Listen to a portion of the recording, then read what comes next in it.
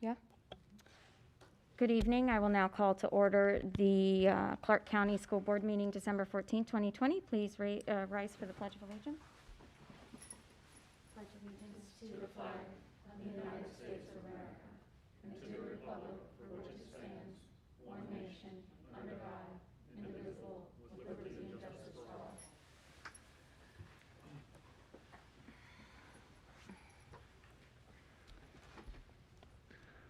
May I have a motion? Any questions about tonight's agenda? May I have a motion? Move to approve the agenda as presented. Second. All in favor? Aye. Aye. All opposed? Any questions about the consent agenda? May I have a motion? I move that the Clarke County School Board approve the December 14th, 2020 consent agenda as presented. Second. All in favor? Aye. All opposed? Presentation of Teacher of the Year Awards by VFW Post 9760. Thank you. Dr. Bishop, Mr. Catlett, Mrs. Weir, members of the school board, and guests. Does this spin around? Uh-huh. Okay.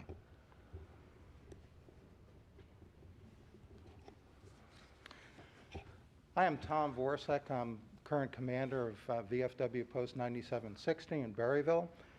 With me this evening is Mike Blumenthal. He's our senior vice commander, and he's doubling as photographer tonight. We are here this evening to present the VFW Smart Mayor Citizen Education Teacher Awards to 3 very deserving recipients. Our Teacher of the Year at the elementary level is Lisa Nick, English Language Learners Teacher at D.G. Cooley Elementary School since 2017. Prior to teaching at Cooley, Lisa taught as a reading specialist and ESL teacher at 3 other school systems in Virginia. Lisa, please come forward. And I guess we'll social distance properly. We have recommendations from Lisa's principal, Molly Tinsman, and others. I will share a few excerpts from the recommendations. In her capacity as English language learners teacher, Mrs. Nick has worked tirelessly to provide high-quality instruction to students. Due to the diversity of the student population she serves, she makes an effort to highlight and celebrate the cultural differences of her students. Some of the adjectives to describe Mrs. Nick's teaching are outstanding, dedicated, caring, and engaging. She brings her whole heart to her work with her students and puts in hours of preparation to make their learning experience one of excellence. Her students work hard for her, and their gains are celebrated by her. Mrs. Nick's affiliations include Alpha Delta Kappa, an international honorary organization for outstanding women educators. Her volunteer, community, and church service experience could fill several pages. I will mention only one. In the summer of 2017, Lisa traveled with a group to Honduras on a medical mission trip. Utilizing her extensive teaching skills, she traveled to various villages and worked with hundreds of children in providing basic medical care.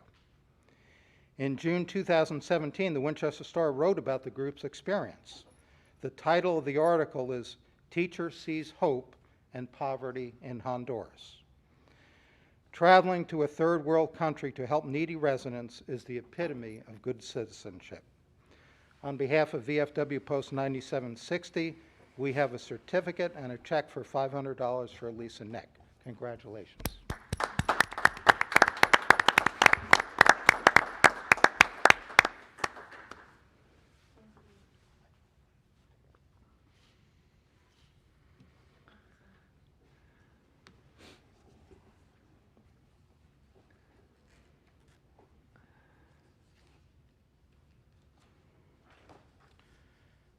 Our Teacher of the Year at the middle school level is Carolyn C.J. Wilkerson, band director at Johnson Williams Middle School since August 2014.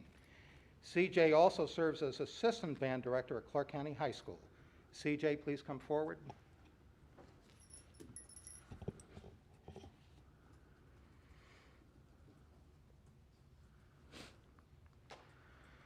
We have recommendations from CJ's principal, Evan Robb, faculty members, and parents.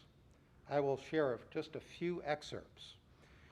Ms. Wilkerson is an exemplary band teacher and highly effective leader of our school specialty team.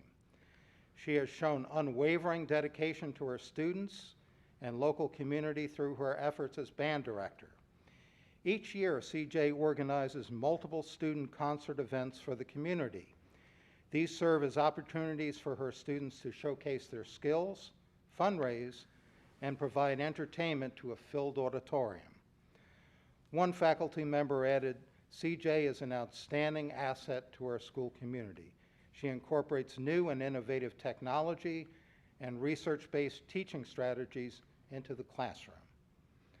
One parent wrote, Ms. Wilkerson has truly been a guiding light for my children, instilling not just a strong musical foundation, but also shaping them into becoming well-rounded individuals and citizens.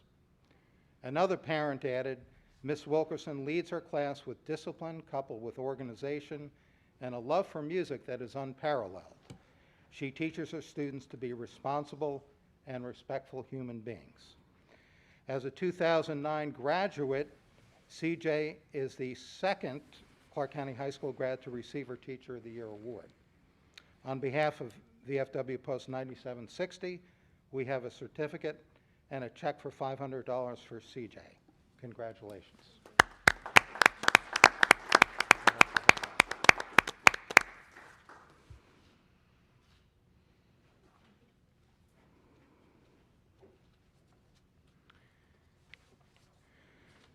Our third recipient for Teacher of the Year at the high school level is Mark Curry, Band Director at Clarke County High School. Mark, please come forward.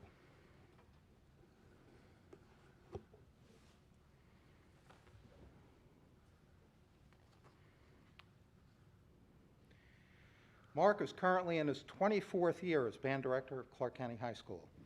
During this time, Mark has built and maintained an exceptionally strong program with about 85 to 100 participants each year. Within the school band, students have an opportunity to participate in marching band, concert band, percussion ensemble, pep band, jazz ensemble, steel drums, indoor drum line, and 2 colored guard units.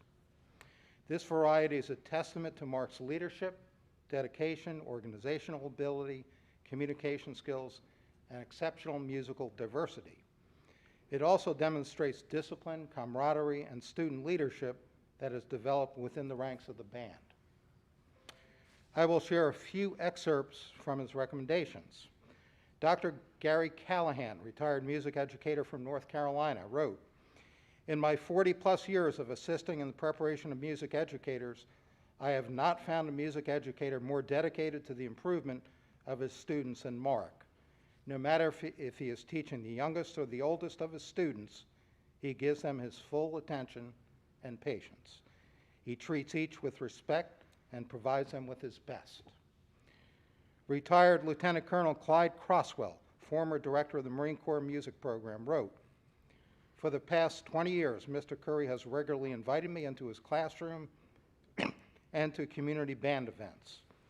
The band not only generates school spirit at athletic contests, it develops civic pride and community spirit at public events such as Memorial Day services, Veterans Day celebrations, and Christmas parades.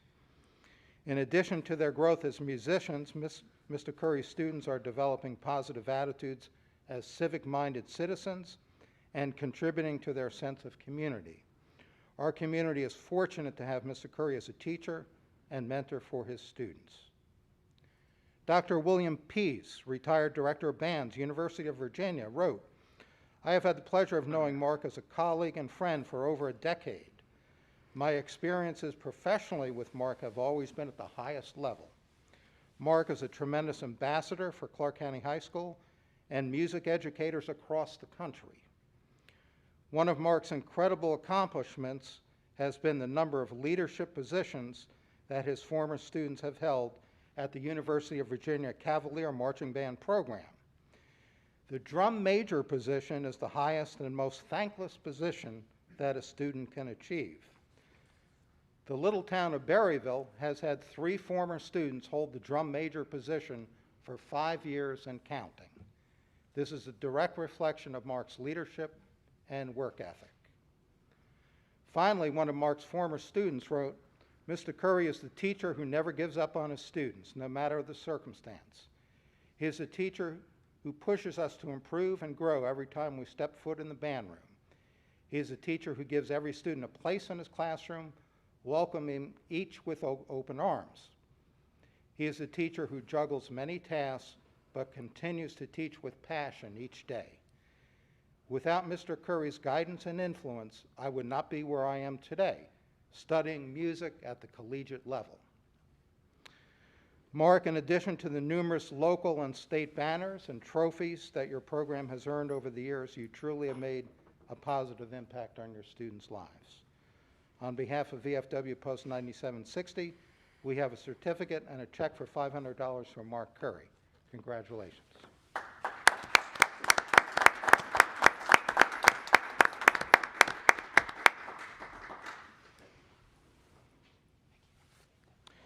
In closing, I want to add that we have forwarded all 3 of our local award winners to the district level for consideration. The district awards will be announced at the January 16th district meeting. This concludes our presentations. Thank you.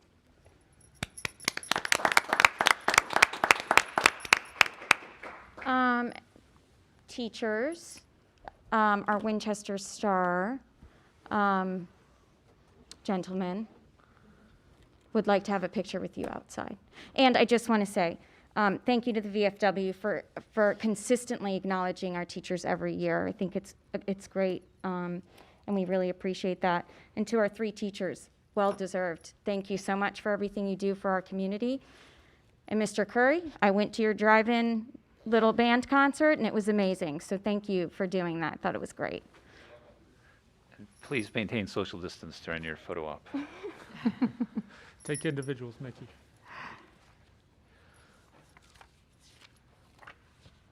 Should we wait? Do you think Mickey wants? Okay. Dr. Bishop, Superintendent's update. Yes, several things to bring to your attention this evening. So we have received notification from the trustees, the Clara Weiss Fund regarding what has become an annual distribution to both Cooley and Boyce Elementary Schools. $1,500 will be distributed to each school, and in the past, those funds have been divided up to support literacy and STEM initiatives in each building. What we have been able to work out with them, though, is an extension of the virtual field trip experiences offered by the Discovery Museum. So the majority of that money will be going to fund those virtual field trips for our 5th grade students. The previous comment that I'd made last month, it was just K4. So our 5th grade students will actually have the opportunities for some of those virtual field trips as well. That has been a partnership with the school system, the Education Foundation, now the Clara Weiss Fund, and the trustees of that account. So very happy to provide opportunities for our students at both Boyce and Cooley. That second bullet down, you can see K4 right now, we have participated in almost $15,000 worth of field trip experiences. They have been very highly reviewed by our teachers and seem to be just a lot of fun for our students. Virginia Department of Ed is conducting ongoing monitoring of our preschool, of the VPI, the Virginia Preschool Initiative programs, in school divisions and localities implementing the VPI program. The purpose of the monitoring is to ensure compliance with state guidelines and promote continuous improvement and planning for a high-quality program. We were selected to participate in the VPI monitoring process during the 2021 school year and also next year. Part 1 required our division to establish a self-study committee to complete the continuous improvement plan using this or the self-study tool. The plan has been submitted to the assigned state monitor and was approved without any findings. Contingent upon available state funding, Part 2 will be virtual or on-site monitoring of both classrooms at Boyce Elementary School. So they would go in, monitor classrooms, and they actually were on site last week. So it wasn't a virtual visit, it was an on-site visit. And then during the spring of last year, amid a lot of the virtual learning and asynchronous learning that was going on, We did apply for a state security equipment grant. We just received word last week that we received $66,073. Although we applied for projects at all 4 schools, funds have to be spent at the high school, DG Cooley, and Boyce. Johnson Williams was not approved for any projects for this current year. We must spend 25% of the grant award from local dollars. So the total amount is approximately $83,000, but $66,073 would be reimbursed. And we'll use money from our capital account to fund that. Just to back up for a moment, the finance report or the minutes of the finance meeting, just a couple of things there. And Brenda's here and she can help answer any questions also. So we'll talk about the bonus plan in just a few minutes, but we spent some time talking about that at our meeting last Wednesday. Number 2, the FY20 school operating carryover. You'll recall that at the end of each year, historically, the school system has requested any operating carryover funds to be placed in our capital account. We also have the capital carryover that we can request. Sometimes that has been criticized by some in our community, but after evaluating our current capital account, it is my intent to not request that $682,253 to be carried over to capital. I will request, with your approval in January, the capital carryover, because we do have some projects we need to keep up with and keep moving forward on, as well as the money that we currently have in the FY21 budget. Any questions about that? Timing. One, we're in a good place with projects. There are always things to do. But secondly, as we consider where we are in the midst of a pandemic, where funding has and can be tight, it just doesn't seem like the right thing to do to request that money to be carried over to capital for the current year and beyond. So that's 600 in operating, not to be requested, 600,000. That's correct. That would revert back to the county. And then how much is the capital carryover? It's the last report we ran, it was approximately $1 million. Now that's a little bit deceiving because a little over 200,000 of that is in the VPSA technology grant program, which has to be spent in certain ways.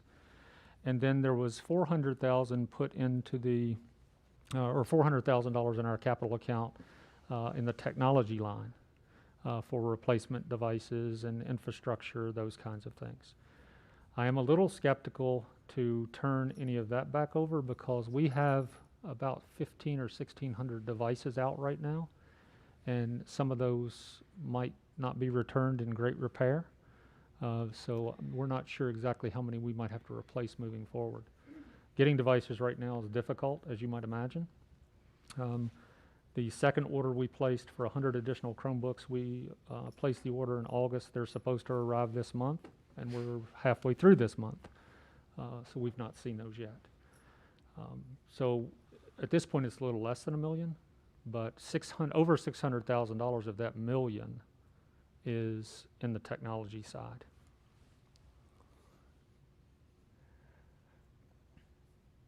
And just to help me understand, the definition of a capital item that's in the capital fund is what dollar threshold and what usable lifespan?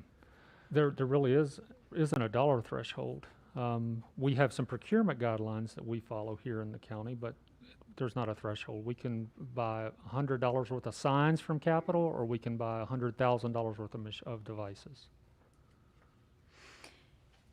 And so we're looking at essentially 600,000 on the technology side, but then the other 400,000, we've been able to save that because of the CARES Act money that we've received. That's right? correct. Yes, we've deferred as many expenses to the CARES Act as possible. Otherwise, those technology lines would have been spent down. As an example, the first tech order we had for Chromebooks, We initially had coded in capital. We have since recoded it to the to CARES money in order to use those dollars first.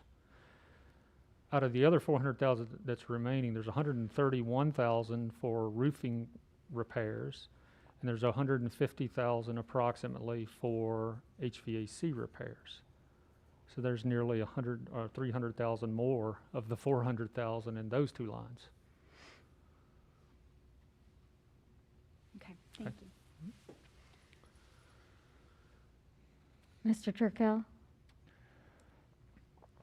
Yeah, just formulating thoughts on it. I mean, I don't think I get the sense, generally speaking, that there aren't identifiable needs in the school system that teachers and staff couldn't point to say this is a place that there's opportunity to do better, or to replace or replenish some sort of something, whether it be textbooks, gym equipment, outdoor facilities at the schools. And so, you know, the fact that we have, you know, the 600,000 carry forward. Of course, those were in line items, so they weren't necessarily designated for this purpose. But I just think in a, you know, that prioritizing the sense of these are the times that we should be returning money versus prioritizing identifiable items would be maybe a more useful way for, you know, me to provide any guidance, at least to say, well, we should talk to the Board of Supervisors about whether this should just go back to the general fund, or whether, you know, we should lobby for some priority that came from the schools as an identified need that could be considered to, you know, to provide a better environment for everyone at the system. So I'm just a little, I just feel like I'm not entirely confident that just, you know, being as conscious about costs and then at the end of it saying, okay, then you can just have this back, versus, you know, the fact that, you know, we hear equipment, music equipment, you know, just all sorts of things that are out there that identified needs.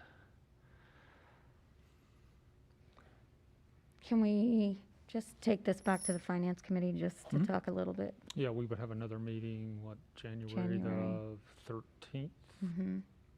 Just talk about it a little bit more. And then, Mr. Turkel, if you have more thoughts that come up, then obviously share them with me or Dr. Bishop or Ms. Kerr-Hobart. Yeah, and then there's that idea of, you know, the fact that we had to forego raises this year, and so we're sending back 600,000. I mean, what does that speak to for next year? Does that, you know, is there an opportunity for that to go into that arena? So, just again, first I thought, so just, you know, gut reaction. Okay. Any other comments about his update specifically?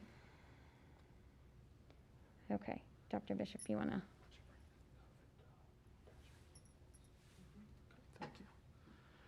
So COVID update, there are two documents that are attached in this line.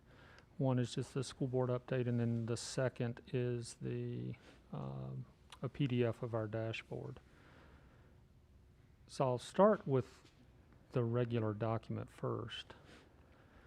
So our staff continues to do a remarkable job with both in-person and virtual learning. It's certainly not easy, but staff for the most part seems to have found a rhythm. It is exhausting for everybody involved, I'll tell you. There are days when we spend nearly, at the administrative level, spend nearly all day communicating with, among ourselves, with the health department, with our nursing staff, just to get to where we feel like we're in a good place. and have a plan and how we're going to handle certain situations.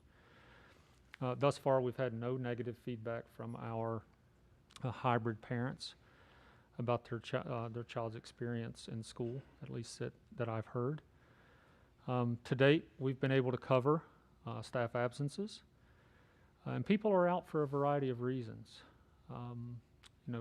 We might have somebody who's forced to quarantine for a period of time, but at the same time, we'll have an employee out because they have a doctor's appointment that they made a year ago, routine physical or something that they made with their physician. So we have people who are out for a variety of reasons. That also has been exhausting. Mr. Catlett and I probably feel like MacGyver a lot, using duct tape and ballpoint pens and fishing line to keep things together. And we're not the only two in the division who are doing that. Our teachers, our principals, our bus drivers and transportation, everybody in the school system has one of those days where we're trying to keep things together. Our dashboard, and we'll get to the numbers in just a moment, a couple of things just to point out about this. I was sharing with Ms. Singh-Smith prior to the meeting that we have an extensive spreadsheet that's shared with our between our nursing staff. Mr. Catlett and I have access to it as well. Every student who has an illness is recorded in that spreadsheet, even if it's not a COVID situation. If we have a parent who calls and says, my child suffers from allergies all the time, this is that time of year, out of precaution, I'm just going to keep him at home. We record that in the spreadsheet.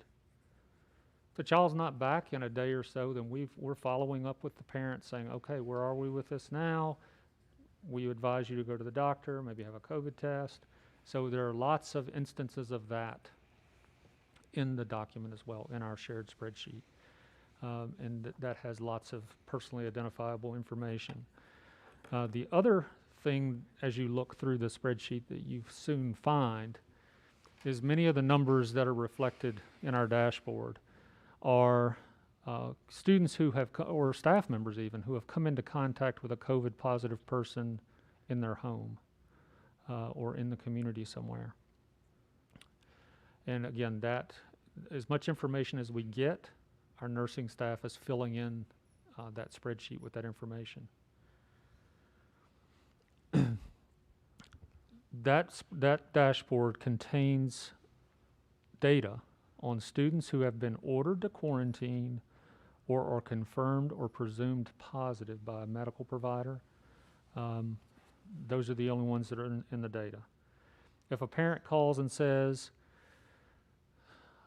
cases are on the rise, I'm going to keep my student at home, they've not officially been ordered to quarantine. They've not officially been presumed positive or confirmed positive. So those individuals are not counted. If it's a parent's choice, and we have several of those, I went through the data again today. We have several situations where parents have elected to keep their child home. To middle or high school, they'll just join virtually since it's a concurrent environment. We've changed our codes, our attendance codes. You're either virtual present, hybrid present, or absent. So we've had to make some adjustments on the fly. But those numbers are for folks who have been, or people who have been ordered to quarantine, presumed or confirmed positive by a medical professional. I've already mentioned that the status of each student is recorded and updated as needed. I've mentioned that some parents have called in when their child is ill. We have to date no evidence of school transmission. We are currently quarantining some classrooms, though.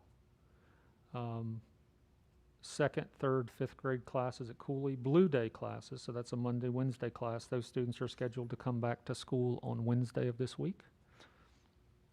We have both of our preschool classes at Boyce and a fifth grade Blue Day class at Boyce. So the Cooley students are scheduled to return to, actually it's Wednesday since their Blue Day. We also made the decision today to quarantine Orange Day first grade class at Cooley, beginning tomorrow.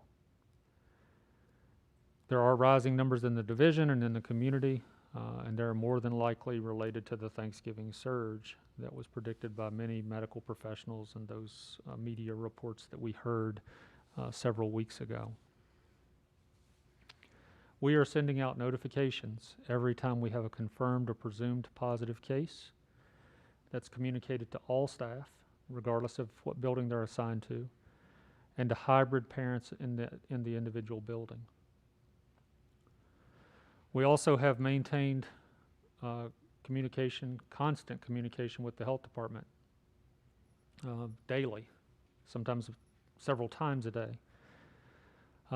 As of today, all contact tracing is done by schools. That's a transition that we were told about on Friday, and later on during closed session we will talk with you about our plan to be able to handle that moving forward. The health department still will provide guidance, but in terms of the contact tracing itself, they will not do that. And we were already doing a large piece of that anyway, narrowing down who was a direct contact or a contact, close contact by definition, et cetera. And then we were calling the health department saying, here's the list, and then they were making the calls. So now we're making the calls as well. As you probably know, CDC guidelines on the length of the quarantine changed December 2nd or 3rd. We have not implemented that yet, and look to change after we return from the new year, or from the winter break. On Friday, I talked to Dr. Green for approximately 20 minutes about a variety of things, but 2 points that he made during our conversation. That schools are still, in his belief, safer than many places in our community because of the protocols that we have in place. And everybody in our community, when they go to a grocery store or somewhere, other public place, aren't always following protocol.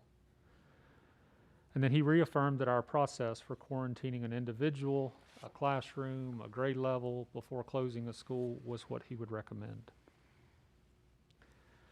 This afternoon at 4 o'clock, we had our weekly call with what's called the Valley Health Affinity Group.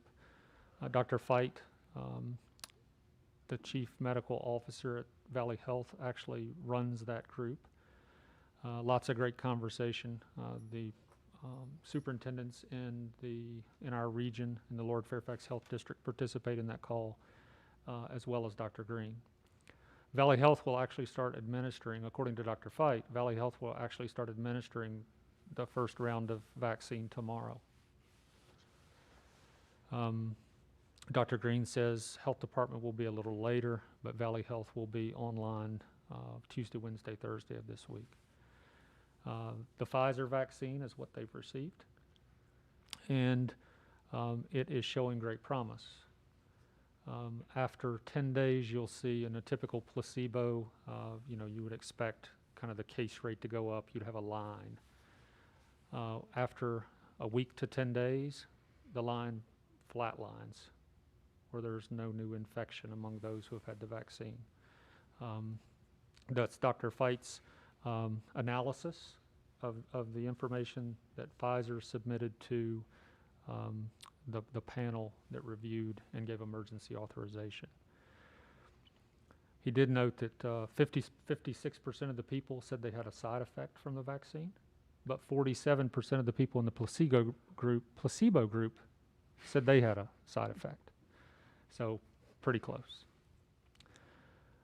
My concern, though, is this post-winter break surge.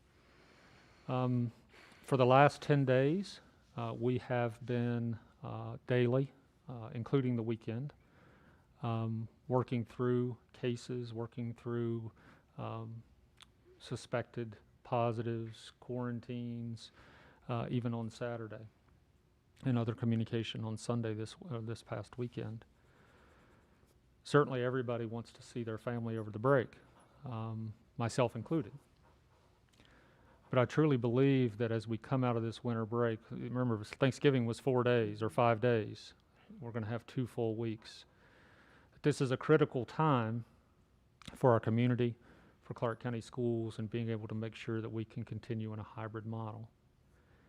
I am not suggesting right now, and I want to make that perfectly clear, that we might do something different upon returning.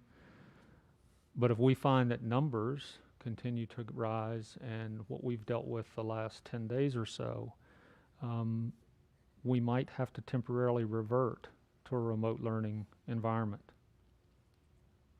We'll continue to watch the data, not judging anybody and what they choose to do. But the next 2 weeks is going to be pretty critical in how we can move forward. So now for the dashboard itself. The definitions at the top of that page were actually vetted by the health department to make sure that they were accurate and accurately described what each of the categories is. So we have active cases, that's pretty easy. Staff quarantine based on close contact to a known individual. And then contact with anyone 6 feet, less than 6 feet, more than 15 minutes over a 24-hour period of a known positive case with or without a mask. The numbers have spiked. I actually updated again today. On last Wednesday's update, Cooley had 40 students. They have 58 today. But again, that's second, third, fifth, now first grade. Second, third, fifth will actually be back to school on Wednesday. So they're coming off of the quarantine. And Dr. Bishop, that number of 58, so it's, yes, it's the classrooms, but then you also have children who are quarantining, you know, because a parent may have it or More than grandparents half or of that whatever. number is based on contact with somebody outside. It has Not nothing to do with inside school. the school, Has nothing right. to do with school. Right. Correct. We do have some staff members as well who are quarantining. Boyce's number I think went up 1 on Wednesday. It was 21. Today it's 22. High school's down some. Johnson Williams has stayed pretty level. Last week on Wednesday it was 8. Now we have 7 students who are quarantining. But I'm happy to answer any questions you might have about the dashboard itself and how we report it. We don't make any assumptions. We read the data and we record what it says. So if we have a confirmed quarantine, somebody was ordered to quarantine, or confirmed or presumed positive, that's reported out. Happy to answer any questions you might have.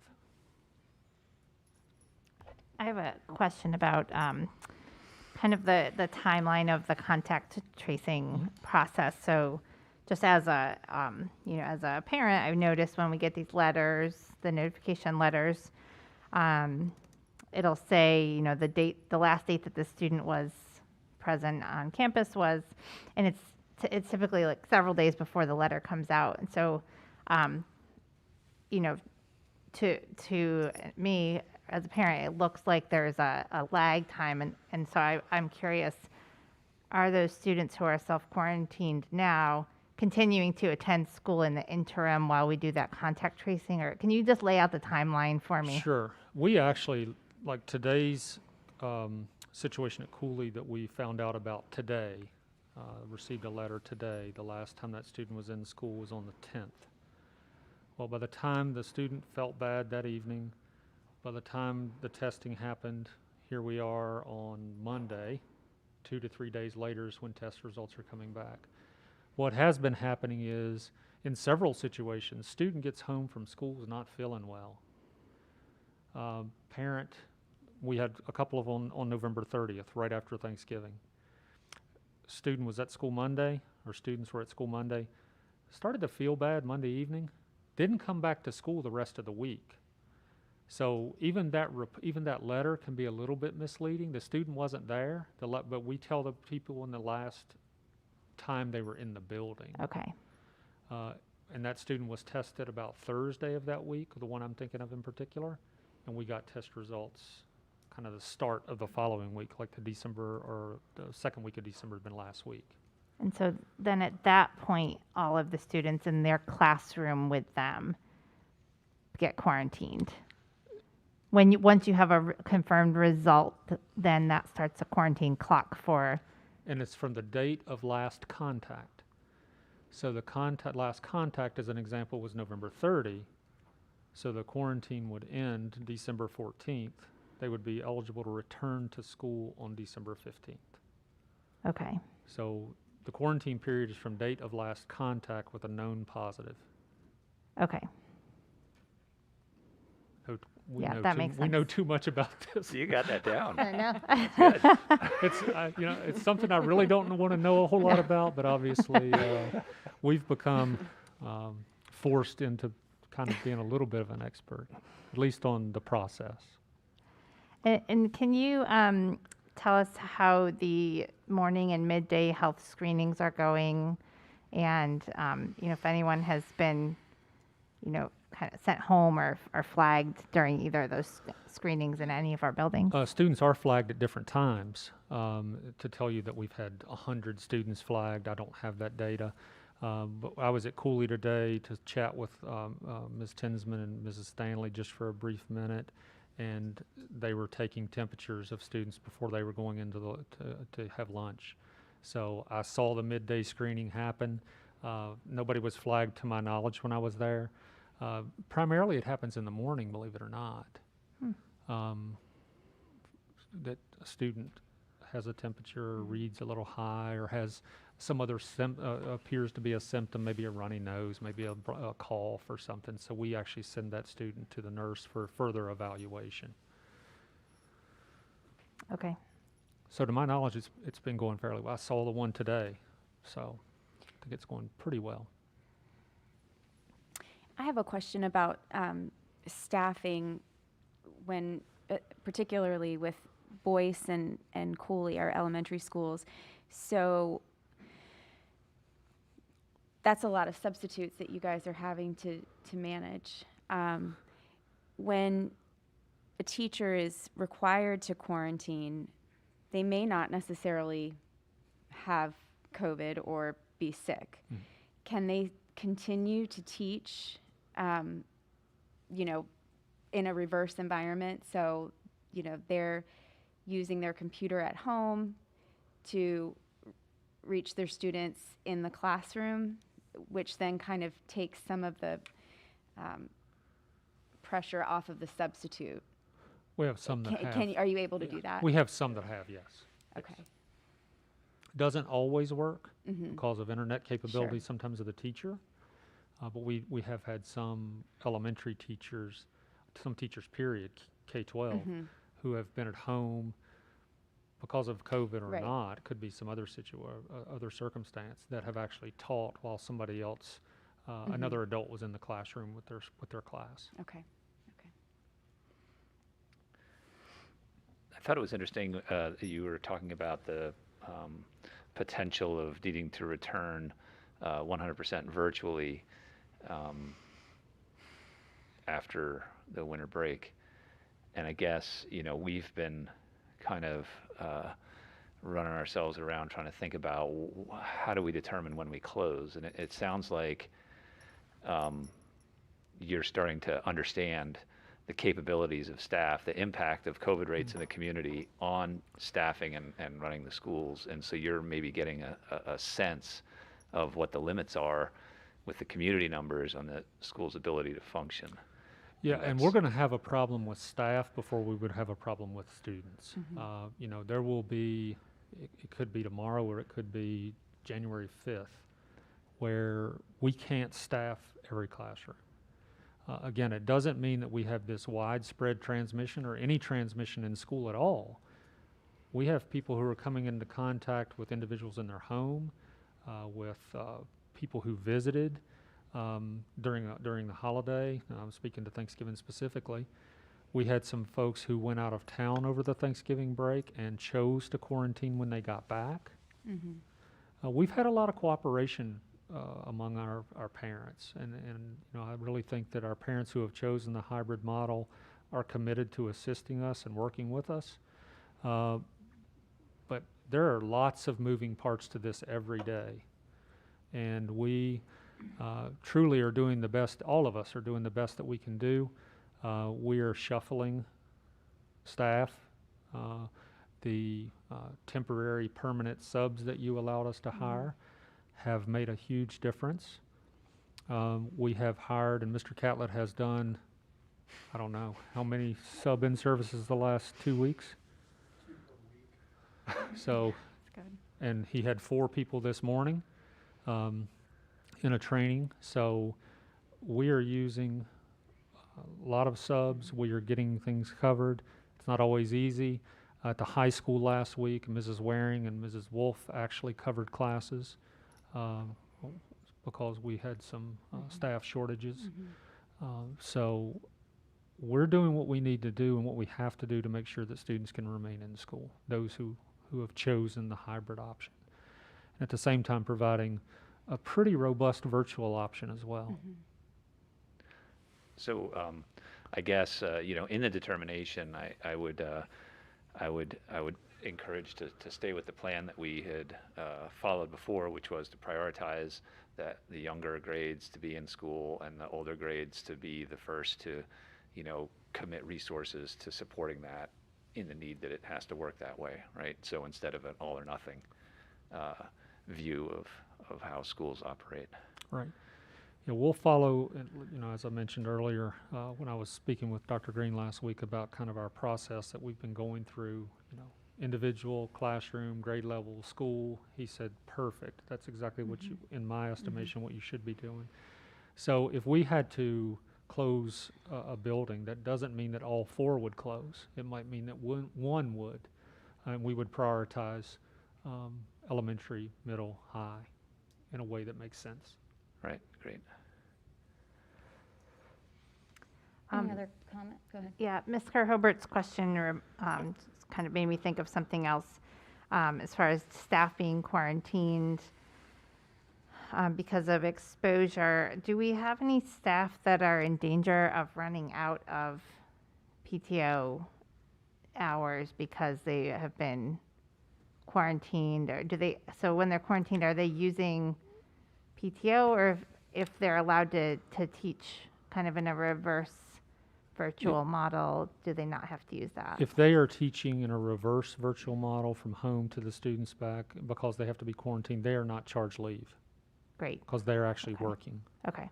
FFCRA does provide some leave, and we've used that for some. And then we have had we have a person who's actually had to use leave a couple of times.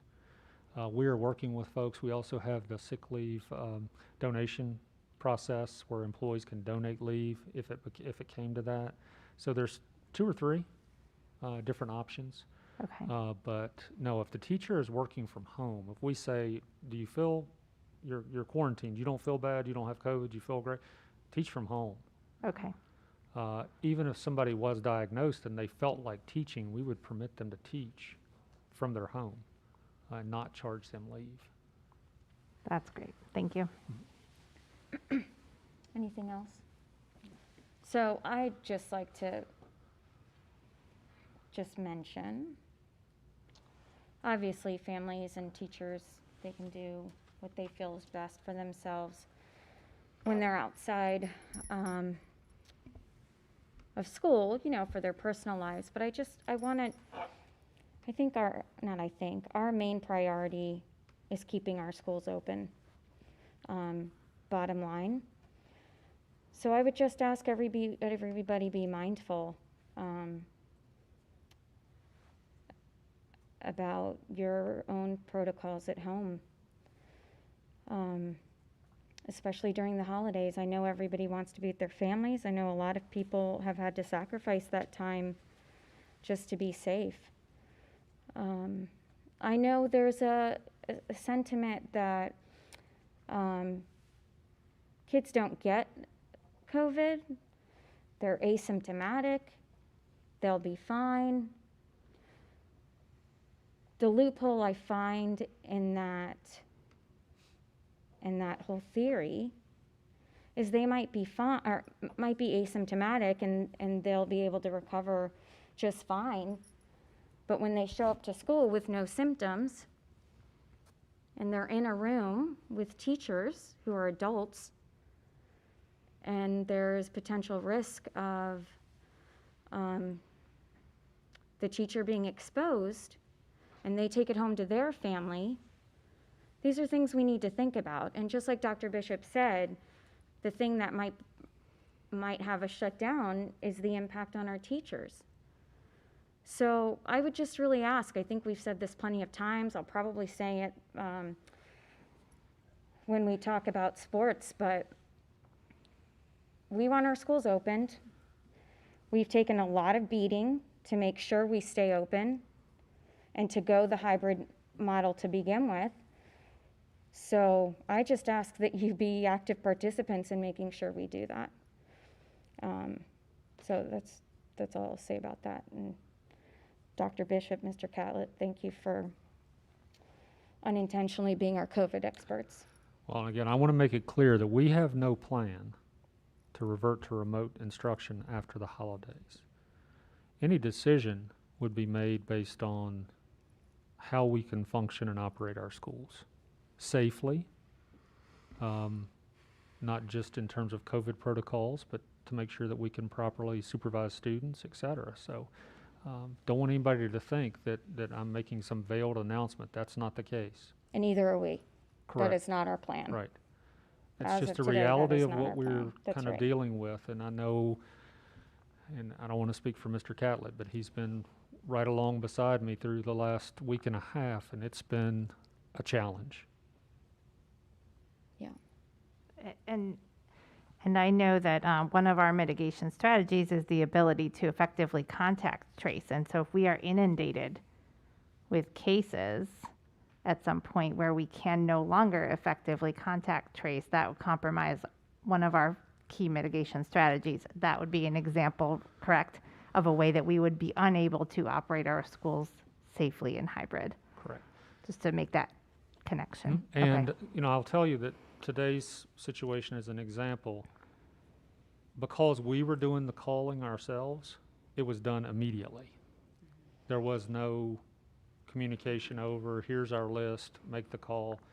It was done immediately. So we might be, as long as we don't get inundated and overwhelmed, we might be in a position to be more communicative quickly with people because we're doing it ourselves. Okay, any other questions? All right, thank you, Dr. Bishop.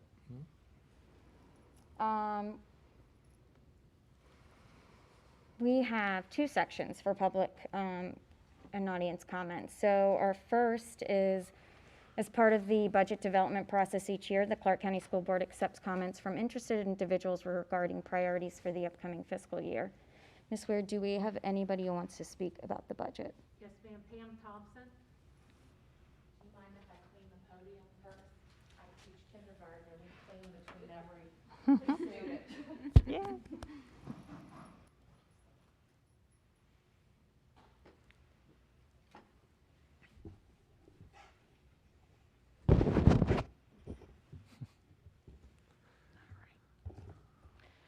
Madam Chair, members of the board, and Dr. Bishop, good evening. You, of course, know me. I'm Pam Thompson, and I represent the Clarke County Education Association tonight.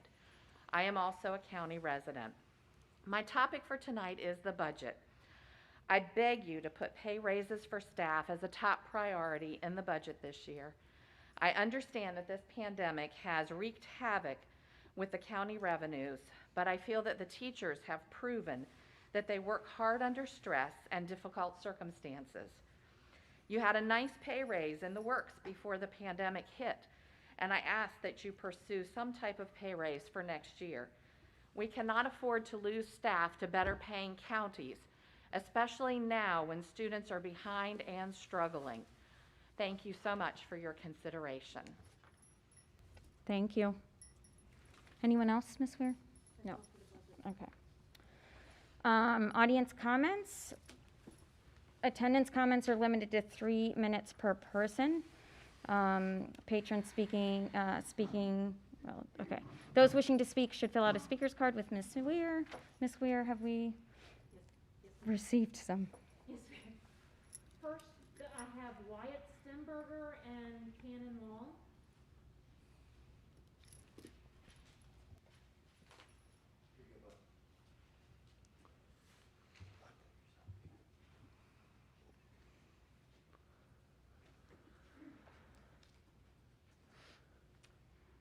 My name is Cannon. Can you hear me? My name is Cannon Long. I'm a sophomore from Clarke County High School. I've been wrestling since 3rd grade. Last year I had some very tough competition and managed to finish 3rd at states. My goal is to win states this year. We have been traveling to tournaments since July, some with full spectators, some with only the currently competing wrestling parents in the venue at that time. We have not seen any issues with COVID. Everyone is being safe, wearing masks, washing hands, and even wiping down after each match. In our area, as well as in surrounding states, rec leagues and many schools are competing. Wrestling, basketball, football, soccer, and lacrosse, kids are playing sports without issue. I ask that we will be able to have our season, and all winter sports should. Thank you. Thank you.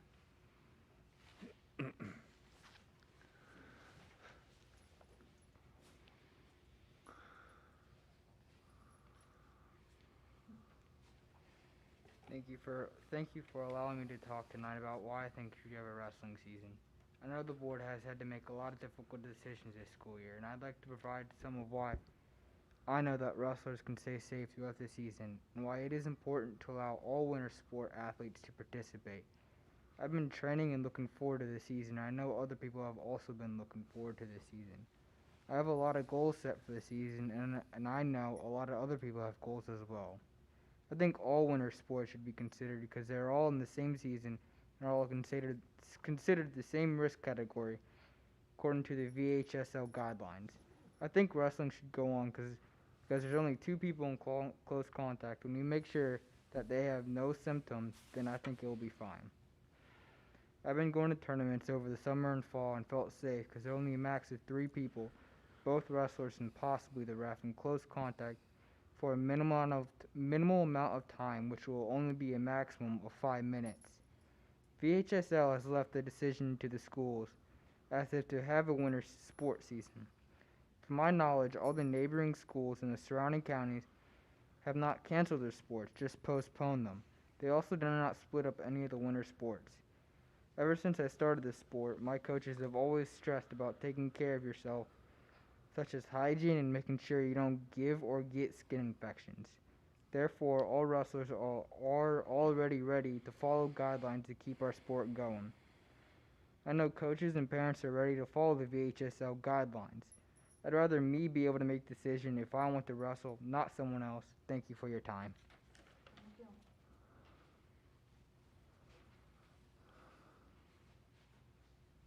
John Van Sice.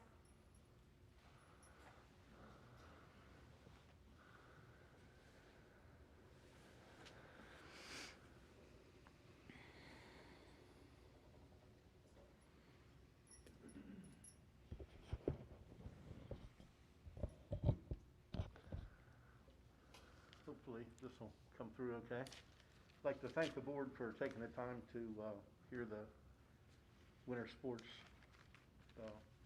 side of this. It's easy in these difficult times of social distancing and limited contact to look at wrestling and say that's a sport that should not be happening. I myself felt that wrestling would be a sure victim of the virus. In an effort to avoid this, the VHSL, the school system, and the Bull Run District has established an extensive protocols to limit contact and observe numerous methods of sanitation and limit contact in practices and competitions. Upon looking deeper into actual contact time and exposure of wrestlers under any circumstances, let alone the new guidelines, while the contact is intense, it is also very limited. A match is now 5 minutes instead of 6. Matches are limited to 2 per day in competition versus 5 previously. 90 to 95% of matches in high school, at least in the districts we wrestle in, don't go 5 minutes and average about 2.5 to 3 minutes per match. Competitions this season could be as few as 2 and possibly no more than 4, reduced from 12 matches in a normal season. The actual total time in competition could be as low as 10 minutes for a wrestler in our season this year with the reduced competitions we have, or as high as 40 minutes. That is depending if the other team even has someone at your weight class, which a lot of times does not happen. There's a lot of forfeits, a lot of buys in high school wrestling. While competing, there will be direct exposure to a maximum of 2 people one-on-one per competition. Practices are limited to direct contact with one person only per VHSL guidelines, and Clarke County and Bull Run District as well. Exposure and contact pales in comparison to other sports which have many more active participants. Basketball has 10 people on the floor at a time, with exposure possible to at least 10 opponents per contest. Football has 22 people on the field at a time, with exposure to at least that many opponents per contest. Contests are much longer, with many more contests performed with exposure to many more people. The wrestling team has had an average of 12 to 15 members the last 10 years. There is only one wrestling team. Basketball has 4 teams. Sometimes, some years they have 6 teams with at least 10 members on each team. Football has varsity, possibly JV, with up to 35 to 40 members on those teams. Football and basketball exposes many more athletes, in turn exposes many more people in the community. While there is a risk factor involved with all these sports, the recommendations of Dr. Green does not point to one being more hazardous than the other. I ask that whatever would apply to one sport would apply to all sports. I'd like to thank you for your time on hearing how we feel on this. Thank you. Thank you. Denise Dyer.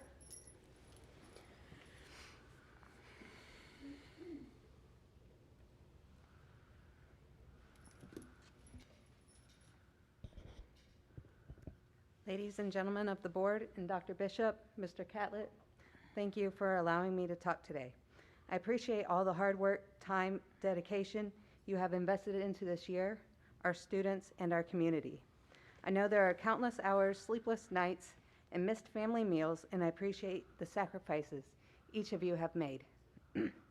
With that being said, please reconsider the decision to cancel this year's wrestling season. There are many reasons to allow our students to compete. The health of the wrestlers are in question. I believe that wrestling has less risk than other sports that are allowed to compete this season, mainly because of the time that they will be competing and the amount of contests that they will have. Wrestlers already practice in pods. They are allowed to go up or down only one weight class during practice. This minimizes contact even in practice. They already clean the mats with each practice and require showers post-meet or practice with antibacterial soap. Risk of exposure during matches would also be minimal. There only needs to be the 2 competing athletes, an official, scorekeeper, timekeeper, and a coach from each team in the gym. Mats can be sanitized between matches. Athletes then can shower if needed in the locker rooms to minimize risk. Matches usually only last 6 minutes, but I just heard it's only 5 minutes this year, or less. This is a lot less contact time than other sports. I am willing not to even watch my kids wrestle if it means that they can have a season. I have 2 kids that want to wrestle, one at the high school and one at the middle school. I know this year has already been hard on all of our kids, and to take away another sport that teaches them so much about discipline and life lessons would be detrimental. Please, if you are going to allow other sports to compete, allow wrestling to compete also. Thank you for your time. Thank you.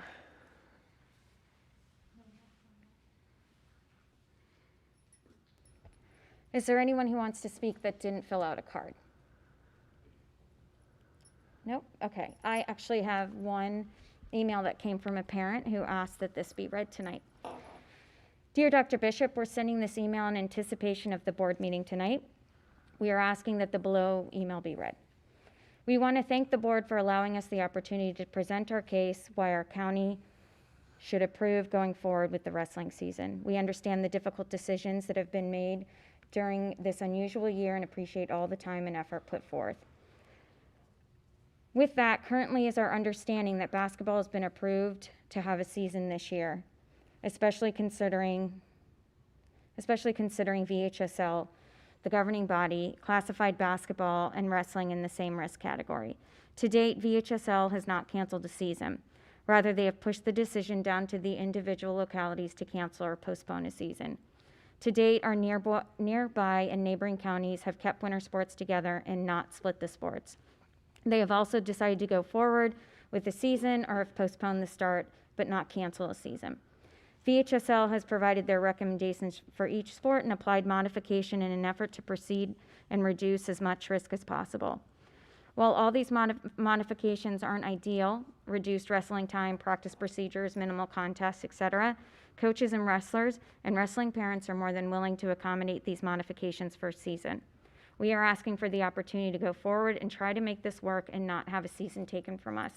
From a safety standpoint, practices are going to be in small pods, something already being done with other sports for some time now.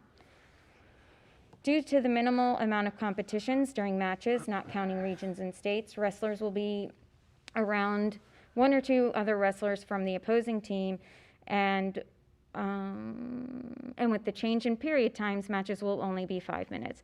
In the unfortunate event of a wrestler contacting the virus, contact tracing could be easy to do for sport contact. Wrestling has always taken health and hygiene into consideration even before COVID.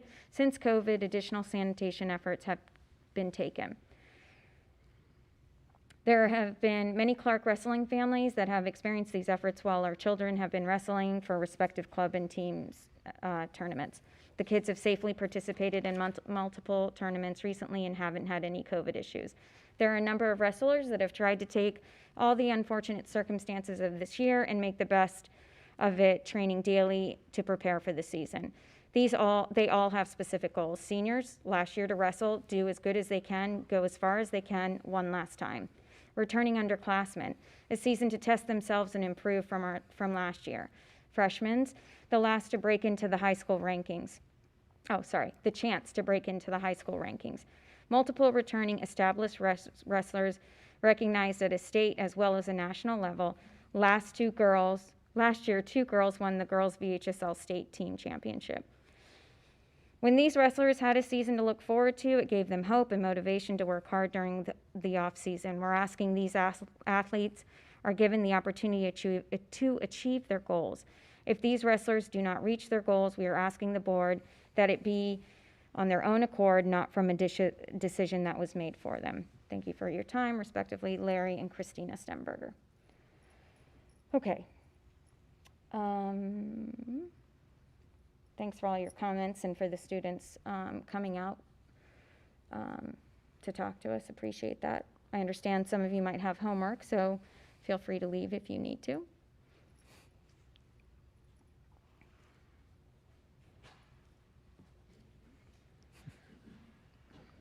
Consideration of policy, second reading. The school board approved policies GBA, JFHA, CCPS, and JFHA, GBA, CCPS for first reading on November 16, 2020. Approval for second reading and adoption is recommended. Are there any questions about tonight's policies? May I have a motion? I move to approve policies GBA, JFHA-CCPS, and JFHA-GBA-CCPS for second reading and adoption. I'll second. Any further discussion? All in favor? Aye. All opposed? We have discussed a meeting date for organizational meeting that, as you know, we do at the beginning of every year. I think we talked about January 4th at 6:30 working for us. I don't know if we need to vote on this too, but including a special meeting for afterwards? Is that just something we'll announce? You could. A called meeting can be made by the chair at any time.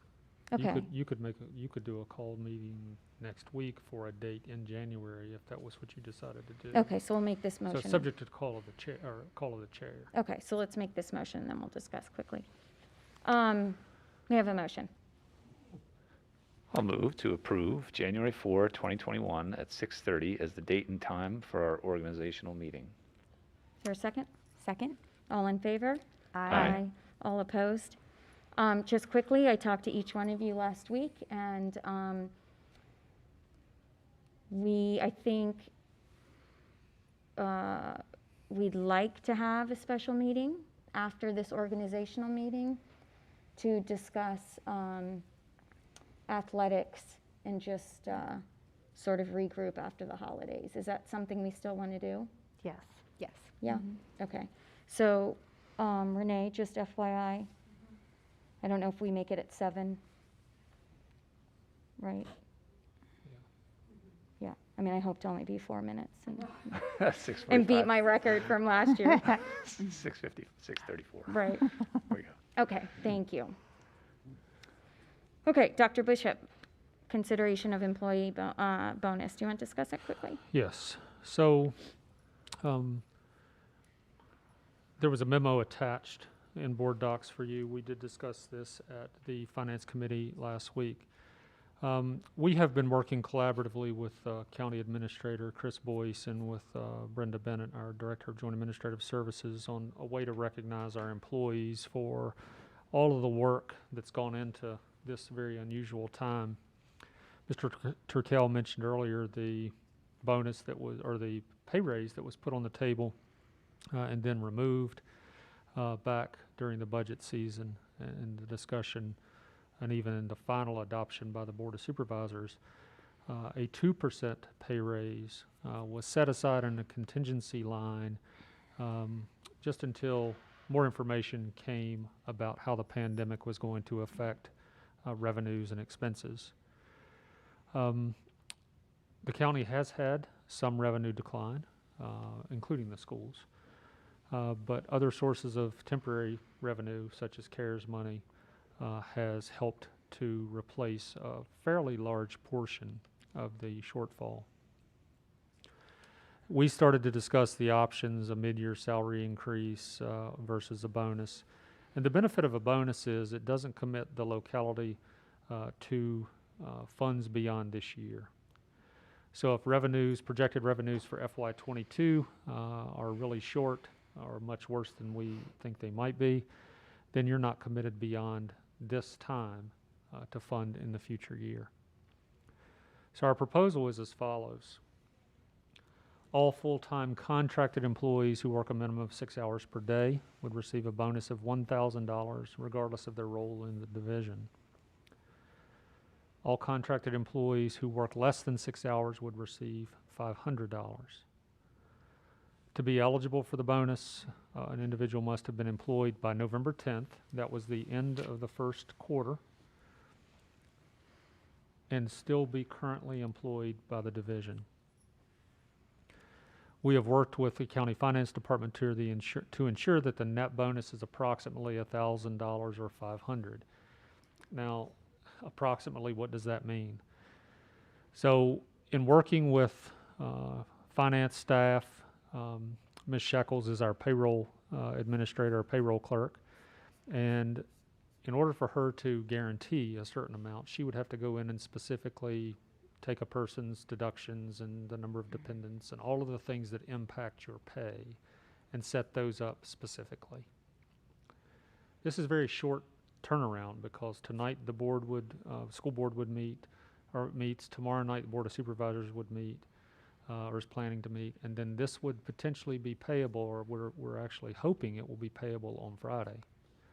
So it's a very fast turnaround. So it is possible that a person could get $998 and another person might get $1,002. Some rounding involved.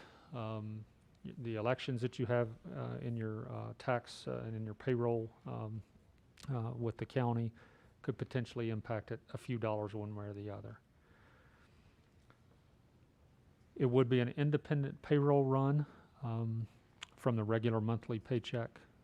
And employees that are not eligible are those who are substitutes, temporary employees, or those hired after November 10. And I'm happy to answer any questions. Any questions, comments? Do you know the cost approximately? We have 234 employees who are eligible. It will take, we've run some rough estimates. It will take the amount of money that's set aside nearly. We won't pay VRS benefits, obviously, but it'll be similar. Brenda, have you guys run a final number? Between the total county schools, between 471 and 472. And that 484 was for a 2% raise? That's set aside as County and 484? schools. Yeah, so that's for the bonus. What I was just reading here, the 2% pay increase was included in the budget, but a set aside of 484,000 contingency signed to be revisited if actual revenue stabilized. Mhm. So a 2% raise was forecast to be 484. Yeah, as employees have changed and so forth, we have employees that are positions we didn't fill. The county might have had some positions they didn't fill. But we're not talking about an either or. We're not talking about a bonus or the 2% raise. I mean, I think the 2% raise benefits the employee much more for a lot of the reasons that you stated, such as, that they get to carry it forward into next year. It's the basis on which any future raises is considered and anything like that. So, I'm for getting staff more funds. I'm more for increasing the pay of staff versus a one-time bonus. I've kind of realized, and I think we have the data to support it, that Clarke County lags our neighbors, significantly our neighbors to the east, in terms of base pay, and the bonus isn't going to solve that. The bonus is a Band-Aid and doesn't do anything for us catching up to where we need to be. Now, I'm for the bonus if that's the best we can do, don't get me wrong, but I'm wondering if it's the best we can do. The uncertainty of committing funds beyond this year plays into that, because we're not sure what the revenue picture will look like. And then the other thought was that would be $1,000 right now, as opposed to that 2% for a brand new teacher. You're talking about roughly $800 divided over 12 months. So, $65, $70 per pay period minus taxes. So as difficult as things have been, to just one time and infusion of money, knowing that exactly what you said is accurate, but committing funds beyond this year was part of our discussion. And you don't think it's a viable thing for the Board of Supervisors to support? I'm not sure. I can't speak for them. I do know that from the school division perspective, depending on the number of students that we get back the 104 who went homeschool or private school or deferred kindergarten enrollment, our revenue just on the school side could be significantly lower than we anticipate, depending on the number of students who return. And that's very hard to forecast.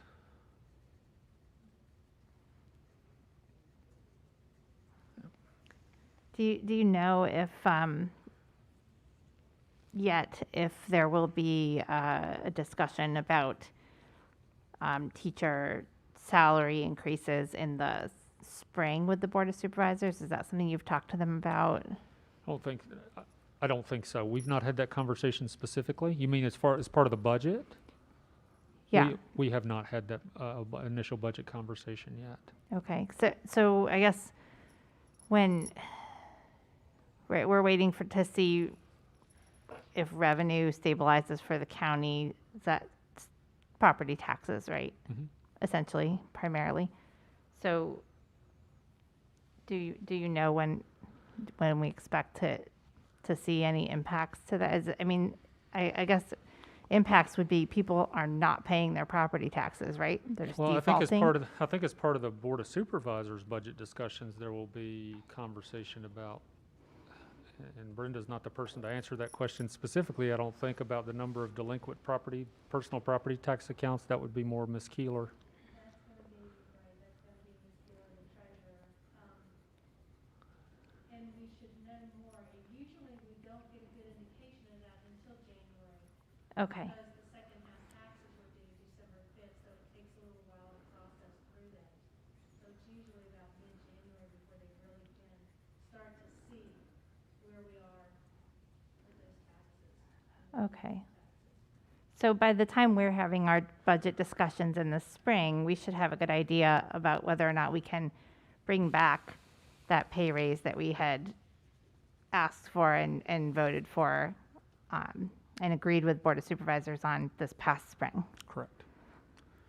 Yeah, the budget calendar is set up the same way for budget presentation the end of January, for budget adoption the end of February. So about the middle to end of January, we'll have an idea of delinquent taxes and how that's impacting revenue. And maybe even have a better picture on, at that point, we'll have a state budget, well, not an adopted budget. We'll have a governor's proposed budget for FY22. That at least will give us Okay. a starting place. At the end of this week, it generally happens right the last part of, right before the holiday. My guess is on Friday that we will get 2 budgets from the state.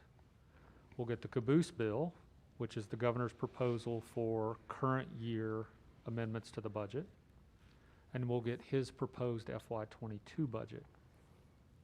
Again, that's just the starting point, but at least we'll get a first look at revenue. Okay. I'm with Mr. Turkala. I would rather see a pay raise that's going to stay with them, versus a one-time. Feels good to get it now, but it's temporary. And if this is, if like Mr. Turkala said, if this is all we can do for now, I support it. And I just want to know that we're going to come back around to that salary increase conversation this spring once we've got an idea of, I know there are realities of, the pandemic has impacted sales tax and state revenues and all of that, so. And I can't speak for Mr. Boyce and how he feels about the county revenues, but I can tell you that I have some concerns as we start to think about budget for next year and what our student population, our ADM number is going to look like. I have a comment, but Ms. Kerhobert. I don't have a comment. Okay. So while I appreciate what you both have brought up, I do want to ask, Mr. Catlett, what's our average salary? You don't have this memorized?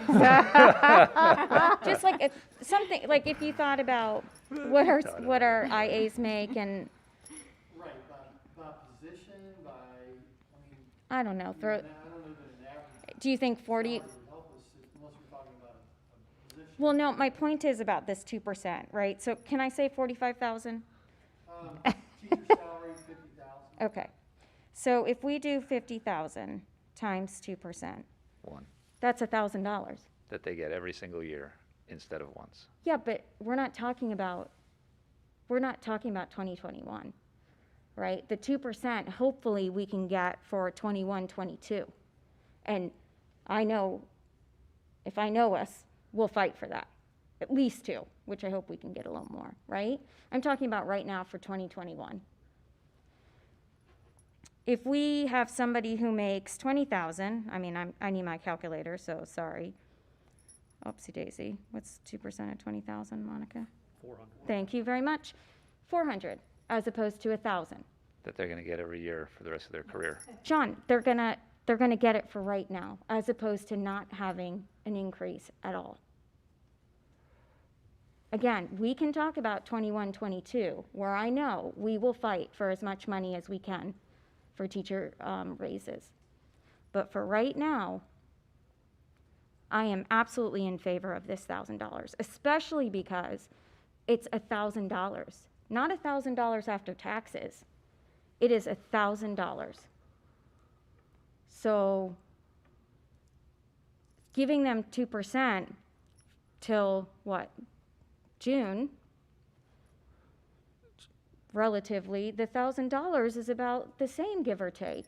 Generally speaking, mid-year salary adjustments, you don't see the full amount. As an example, when the state does a 2% pay raise effective January 1, you get 1%. And then the other 1% is reflected in the next fiscal year up to like December 31st. So I don't know, we did not have specific conversation about what does that mean, 2% between now and the last pay period, or what that means, but generally speaking, a mid-year adjustment means half, at least from the state level. Mm-hmm. I guess that's how I stand. I mean, how I feel about this. I think $1,000 after taxes, I think will mean a lot, considering we weren't able to give a raise at all. Has anybody asked staff what their preference would be? We did not. So I'm really in favor of this bonus. Again, I hear what both of you are saying, and as far as I'm concerned, we'll tackle that for 21, 22. But as it stands tonight, I think the fact that this conversation even came up, I am just really happy about, right? I mean, the fact that we even have this money to be able to give this bonus, I was very happily surprised about it. So, not to mention the Board of Supervisors as well. They're absolutely on board too. So, that's how I feel about that. And I think this $1,000 or $500, depending on the situation, because it's not spread out over 12 months right now, is going to be more impactful, obviously, than not receiving anything at all. But, you know, also $1,000 taxed and then spread out over the course of 12 months, excuse me. It's not a lot that you're looking at in each paycheck. But again, I hear what you're saying. I agree with you, and I want to go for 2% for 21, 22. I don't know that we could, that 2% is on the current salary is really feasible at this point. Is that even an option? To do a 2% raise right now? Yeah, I mean, there would be additional there will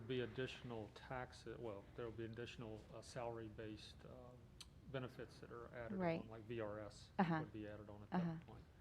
So cost-wise, right now we're looking at taxes, we're looking at FICA, or all taxes, and then we'd have VRS added on top of that. So the cost to the division is roughly about the same overall. Maybe a little more expensive because you have some folks in the $42,000 range are to get a full 1,000 instead of $840. Right. I guess I would ask this, because I think your point, which maybe I've just now understood, is that if we give the 2% increase now, we get to give 2% on top of that for 21, 22. I don't know if you were thinking that, but that just came to mind. I thought we were asking for a 5% raise last year. We were, but now we're just talking about, we were, absolutely. Okay, so I don't know why we're talking about a 2% raise for next year. But just a number. Okay. Again, I hope we can fight for more than 2%. That's my plan. I don't know about you guys, which I'm sure you will too. So my point is then, like Ms. Hobart, God bless America. Hobart said, giving them this increase in their paycheck, you don't feel it as much. You don't, right? It's an extra $40, $50. Yeah, I don't, I know that'll pay an extra bill, but again, the impact of this $1,000, and I will reiterate, after taxes, they get $1,000 or $500. I feel strongly that that will impact them more than them seeing the smaller amount month to month. But I understand and I understand the desire not to take on an additional, payroll expense that is permanent given the uncertainty of our revenues. Like, I think that makes sense, and I'm in favor of this. However, I did want to say that I don't want this to be the end of it. yeah, Right. no. I want Right. to make sure that we circle back and we in the spring budget conversation, and then we have a conversation about a pay raise that's permanent. Yeah. When we have more certainty. I mean, as someone who's manages a household budget and has businesses, I get it. We don't want to commit to something when we don't know what's going to be coming through the door. So that's okay. But I do understand what Mr. Turkel is saying, and I think he's correct that it is more meaningful over a lifetime to get 2% Absolutely. every year with whatever is on top of it for everything, retirement and all of those things.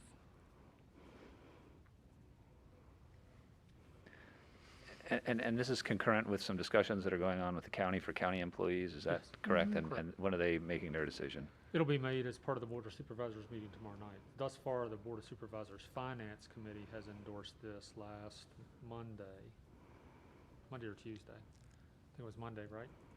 Last Monday, so it will go to the full Board of Supervisors for discussion tomorrow evening. Okay, I strongly feel that, that as we view these things, that percentages that compound over time are what we need to do to attract and retain teachers moving forward. This $1,000 bonus is not going to help Rick when he sits in front of people and says, this is what Clarke County offers. And by the way, last year they got something that probably won't happen again. But given the fact that there's a consolidation around an idea between the county and the school system on positively impacting employees, I recognize the practicality of moving forward with what we're presenting, or what's being presented. So I would support the bonus.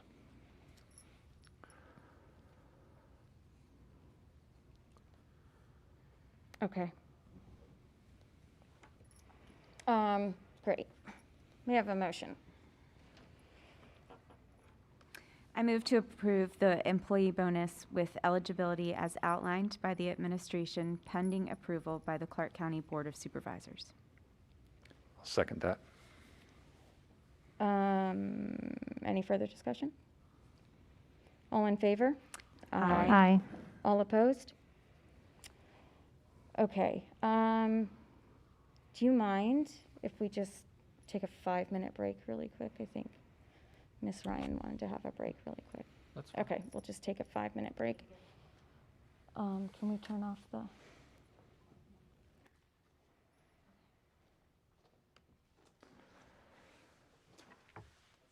Good call. Thank you.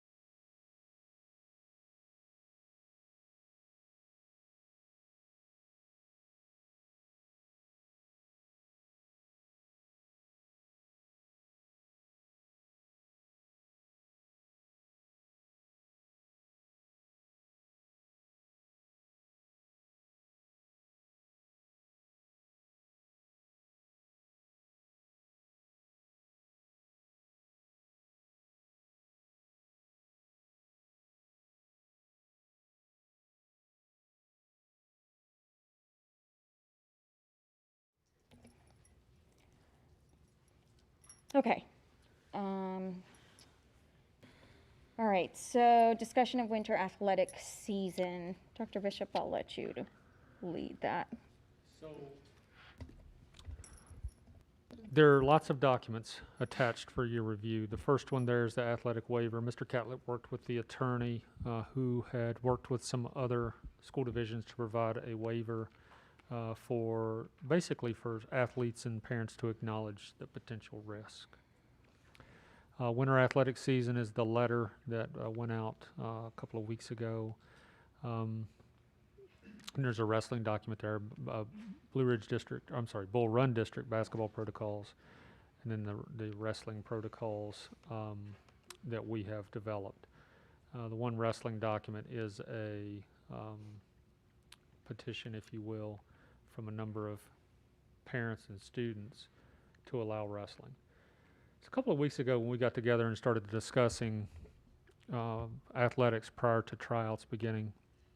Our administrative team felt strongly, and we all understand how beneficial athletics can be for our students. Right now, what we've seen with at least the return to school is just a little bit of normalcy helps a lot. We have had over 200 students engaged in athletic workouts since late June, early July. Part of our concern, however, was that students have been wrestling club, traveling to participate in club sports, Pennsylvania and other places, but to date we have not had organized team activities here in Clarke County. Our football students, our basketball students, our cross-country students understand the protocols and procedures, and they've been through it and they get it. While some of our students are hybrid kids and they come to school 2 days a week, it's different when you show up for practice that day. So that was part of our conversation, is to date we've not had those regular or even irregular wrestling workouts. They've not occurred. We all know, too, that wrestling encourages contact. I mean, you could play basketball without contacting somebody. It's discouraged. There is a penalty, and there oftentimes are students who are penalized in wrestling for doing some things that they shouldn't do. But wrestling does encourage contact. This is what I would suggest. We've heard from parents tonight, we've heard from students, and we've heard from Coach Van Sice. And I would recommend that we allow wrestling to begin workouts on Monday, the 21st. School will be out. They will be the only students in the building at their appointed time. We do have some significant wrestling protocols that we have shared with Coach Van Sice, VHSL. These are based on VHSL guidelines. And then, when you engage in conversation on January 4th, just like other sports, you have conversation about how we will move forward. Wrestling has to have 8 practices before first competition. First competition at the earliest for any winter sport would be January the 8th. That actually pushes basketball back about 2 weeks, 2.5 weeks. Wrestling was scheduled to start today, as was swim. We pushed everything back except for wrestling until today. So that would be my recommendation at this point, hearing from parents who are committed, hearing from students who are committed. Let's give them the opportunity. There's going to be some further conversation. These students have been involved in many of them have been involved in some club activity or some individualized training, and then we go from there. Did you want to talk about the middle school? Oh, let me mention the middle school. So we have had some more conversation about the middle school. And there's support for wrestling at the middle school level. Logistically, what we're hearing from the coach is that it would be very difficult to continue and to plan for a wrestling season. So while I would say that our high school program could kick off next Monday, it appears that the middle school program logistically is going to be very difficult to maintain and accomplish. And that's direct feedback from the coach at our middle school. Okay. I know I talked to you all, I think Thursday and Friday. We had some feedback, we had some thoughts. I don't know if you want to go ahead and share them now. Or, You looking at me? no, well, anybody. Okay. So I appreciate the postponement of the seasons and the proposal for kind of modifications. When I look at Dr. Green's letter, the wrestling parents are correct. He does categorize wrestling and basketball, lacrosse, football, soccer, boxing, any of those sports as high-risk activities. So I guess my question is why would we have any of those activities right now when he's telling us not to? Both of our boys and girls basketball teams actually participated. We have a model that was followed here in the local area with our high school boys and girls teams in a fall league. It was run very efficiently, and our protocols that we will have in place and the Bull Run District will have in place are actually go above and beyond that. So we've done it. Our students have done it. So that's why we made the recommendation as a group to move forward in that way. And again, we realize the benefits. We know that many parents and students are taking advantage of rec league or travel league opportunities now. I'm not here to judge whether it's a good or a bad idea, but I know that we have a lot of people who are participating in those activities. I think, I guess my thought with that is that, I know we've been running conditioning activities for our students. And I hope that didn't sound rude the way I asked that. It probably didn't come out the nicest. I apologize for that. So, we started those practices in August, I think, those conditioning practices, right? Is that correct? Before that, yeah. Okay, so in the summer. And all of the, up until about a month-ish ago, all of those activities took place in the context of low community transmission. And so, in our schools, we have mitigation measures like masking and distancing, and that's not, and sports are going to be really different in that way. You're not going to wear a mask while you're exercising, and you're breathing heavily, and you're producing a lot of droplets, and you're in close contact over and over and over with people. And I'm not an expert, but Dr. Green is. And I think, in my opinion, if he is saying we should postpone these activities, these high-risk category activities, that we should absolutely do that. That's my opinion. Yeah, I'll echo the sentiment. I mean, I don't know how we go against the recommendation. It's stated as a strong recommendation of the health district to not move forward with those sports. I think we need to do the best we can always, and we need to move forward with the sports that are lower risk, as identified and are, as stated by Dr. Green, and continue with conditioning for the sports that can't run, so that they can follow protocols but not be in the environment that is of concern. But I mean, it's that I have no interest in being a health expert, and so we have a health expert providing an opinion. It's our local health department. That's the gold standard for us. It has been consistently through the year, and it does feel like we'd be walking out on a pretty long limb to determine it's our own opinion that we can manage the risk when it's strongly recommended by the local health department not to do it.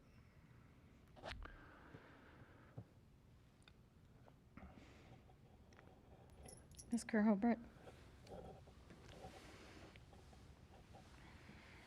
I completely understand and hear what both of you guys are saying. And I've printed off the letter from Dr. Green, I've read it.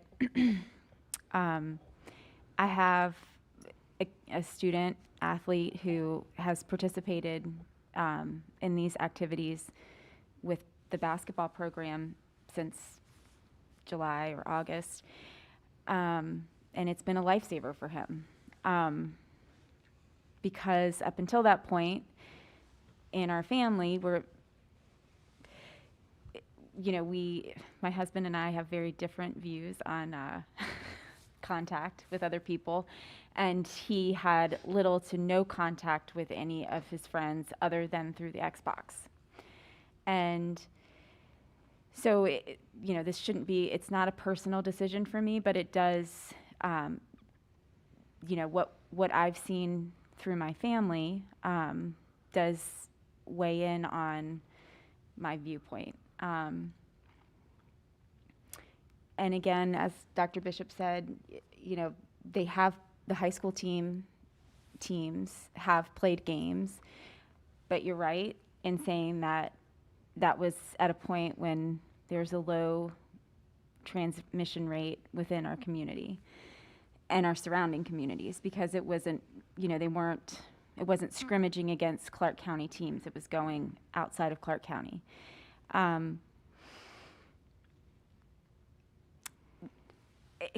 Everything feels like an oxymoron right now. So you have Dr. Green saying, no, you can't do this, but then you have the Virginia High School League saying it's a go.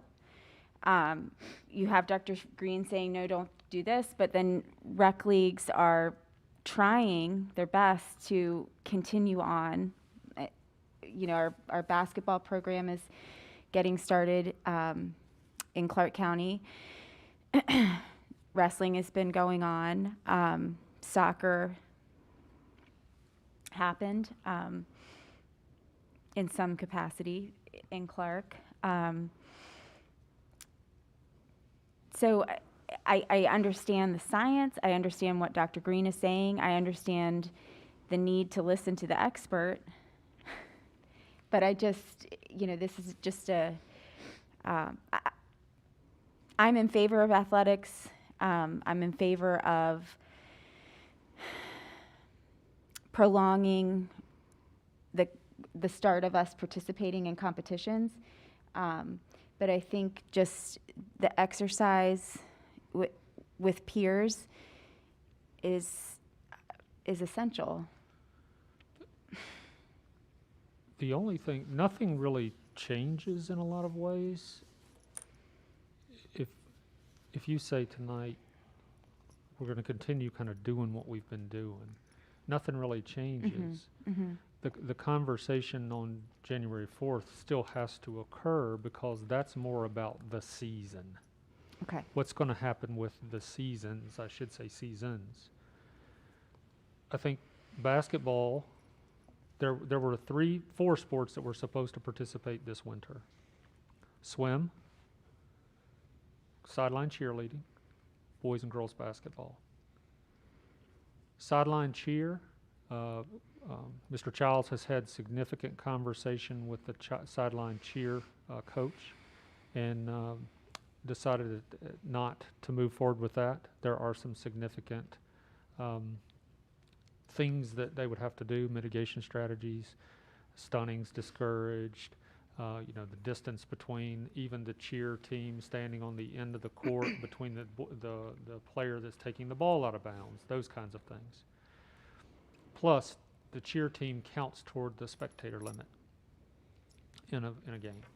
So it was decided not to even offer that this year. Boys and girls basketball have been going on now for months. Wrestling has not yet done anything on campus. So nothing changes much unless you say we're not doing anything. Mm-hmm. So workouts can continue, the big conversation, the way I see it and kind of what I'm reading into your comments is maybe this is not a great idea, but we're really talking about the seasons. So at the earliest, nobody will compete until January 8th, if that's what the decision is, if you meet on January 4th. And so will we make a blanket decision on January 4th about fall, winter, and spring? Or are we kind of going bit by bit, season by season? Our approach internally is to handle it by season, because, you know, a sport like, it's going to be interesting for the fall sports that start mid-February or beginning of February, because they're traditionally kind of warm weather to cooler weather sports, cross country, running in February. Of course, football, you'll have football, cheer, golf. I don't know how, there might be some nice days in February when you can get in some play, but Mr. Catlett might. He played the other day when it was 38 degrees. But even when you schedule things like competition for golf, much of the golf season is completed before the school year ever starts. Those 18-hole matches take place before the school year starts. So really what you're left with is probably 9-hole matches. Can't be after school because it gets dark at 5 o'clock. So, you know, even those events are going to have to be altered in some way. So that's what I would suggest, kind of a revised proposal. We continue workouts, we continue practice the way we've been doing it, and then you have the conversation January 4th about what that means for the season, for the winter season. So I'm not quite understanding, as we talk about wrestling and swimming in the same season, that we're lumping them together because they're the same season. We're not treating them differently because one has been identified as something that we should not do, and the other has been identified as something that's perfectly fine to do. I don't think that falls into my understanding of the best we can do, right? The best we can do is do what we can for those that are doing something that has been identified as appropriate, and unfortunately cutting back on the thing that has been identified as not appropriate.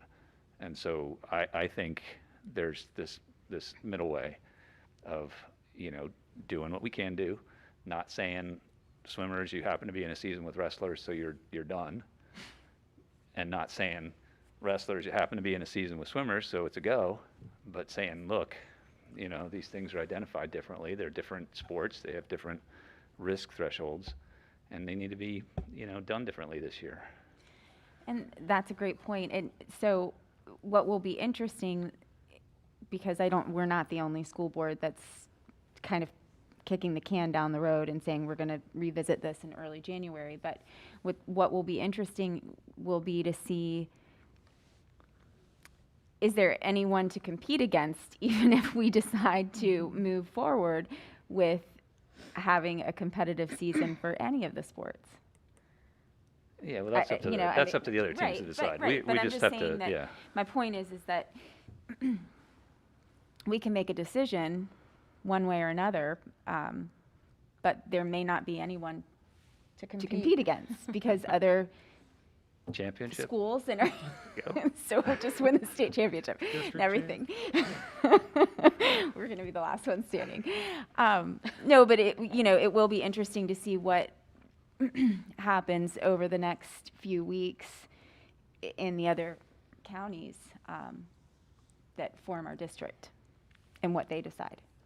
And I don't want to assume the direction you might go. So, certainly there is less risk to swimming than there would be to wrestling or basketball. So I don't want to make any assumptions about how you might move forward, whether you'd lump them all into a winter sports group or whether you would say swimming's fine and these activities are not. So that's kind of the basis for where I was headed.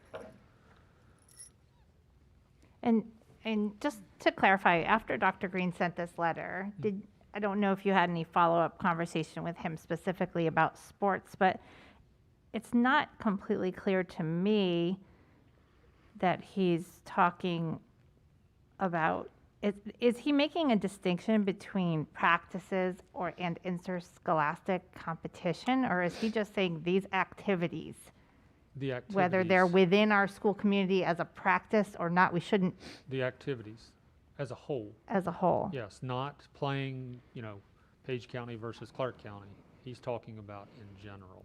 So even us drawing a line between practice and the season may not actually be following his guidance. Was that a follow-up conversation, or was that interpretation? That's my interpretation. It's not a follow-up conversation. He does not specifically say between two teams. He just says basketball is a high-risk sport. So I guess I would want to And I read it get differently. his opinion. And there's a sentence. It says, lower risk sports include events where close contact is not frequent or can be controlled. And I think where I found the space to say practice is different is that it can be controlled, whereas competition, that doesn't happen. So again, an interpretation that may be worth following up on. And I can say, just as someone who has a child who's gone through the practices since the summer, there's an understanding of when the mask is on, when your mask can come off, temperature checks. It has. So today, when the tryout started, there was no surprise with, oh, this is how we do things, because they've been doing them for months. And I think that it's important. I think it's been important enough for our community and for our kids, especially high schoolers who can want to exercise their will, that they want to be there so badly that, okay, I'll wear my mask, I'll do whatever you want, I'll sit. They even have places that they have to sit when they come in, for tryouts. So I know that we're I think every effort is being made to keep kids as safe as possible. And I completely understand, though, the science and what Dr. Green is saying. Yeah, and the riskiest part is the activity, the unmasked right, activity right. portion. Absolutely. So it's not it's not me judging anyone's lack of will or adherence. It's that, the activity by its nature is unmasked, and you're right. I could say it all again, but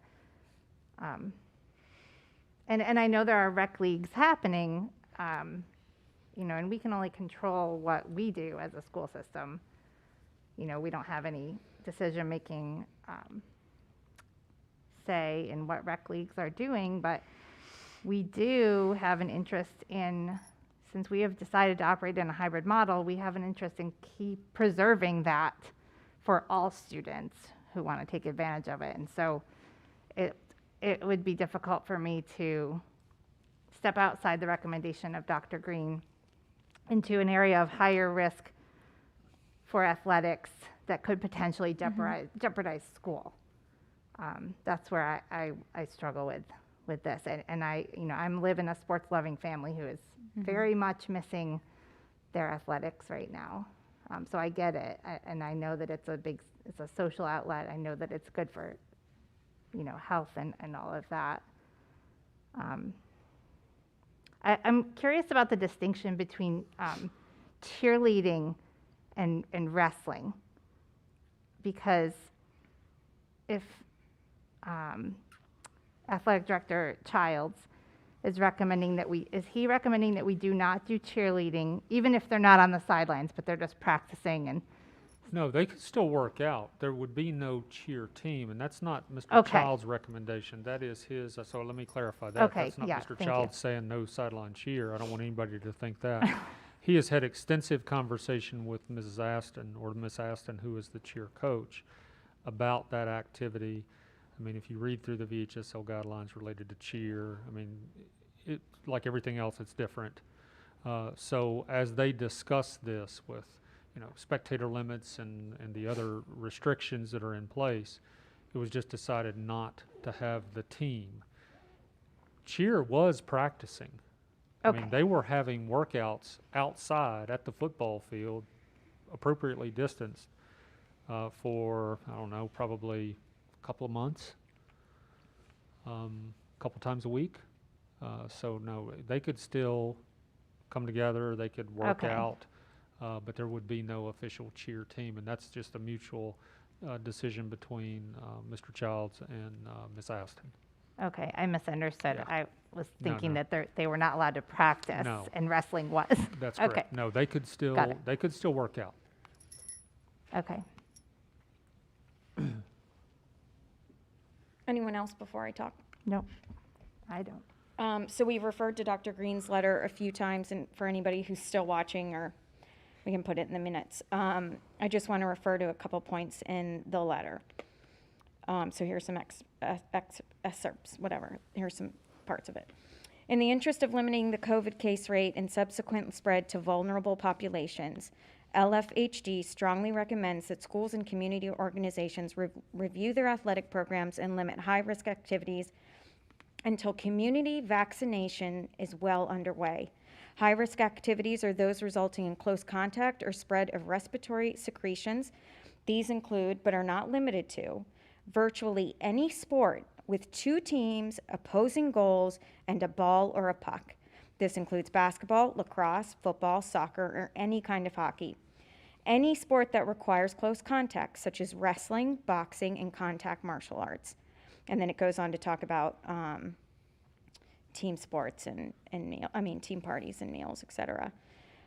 Lower risk sports include baseball, softball, tennis, golf, swimming, cycling, most track and field events.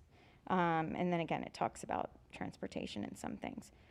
So the fact that we're still encouraging and wanting practice, conditioning, despite Dr. Green's recommendations, I think is hopefully showing the community we still want there to be activities for our students. If Dr. Green is saying that we should not be having practices and conditioning, then we probably shouldn't be doing that either. Understood. And I read it to say that that it can be controlled and that's acceptable. That's right, because we're not necessarily doing opposing teams. And again, definitely, I agree with Dr. Turkel, Dr. Go for it. Turkel,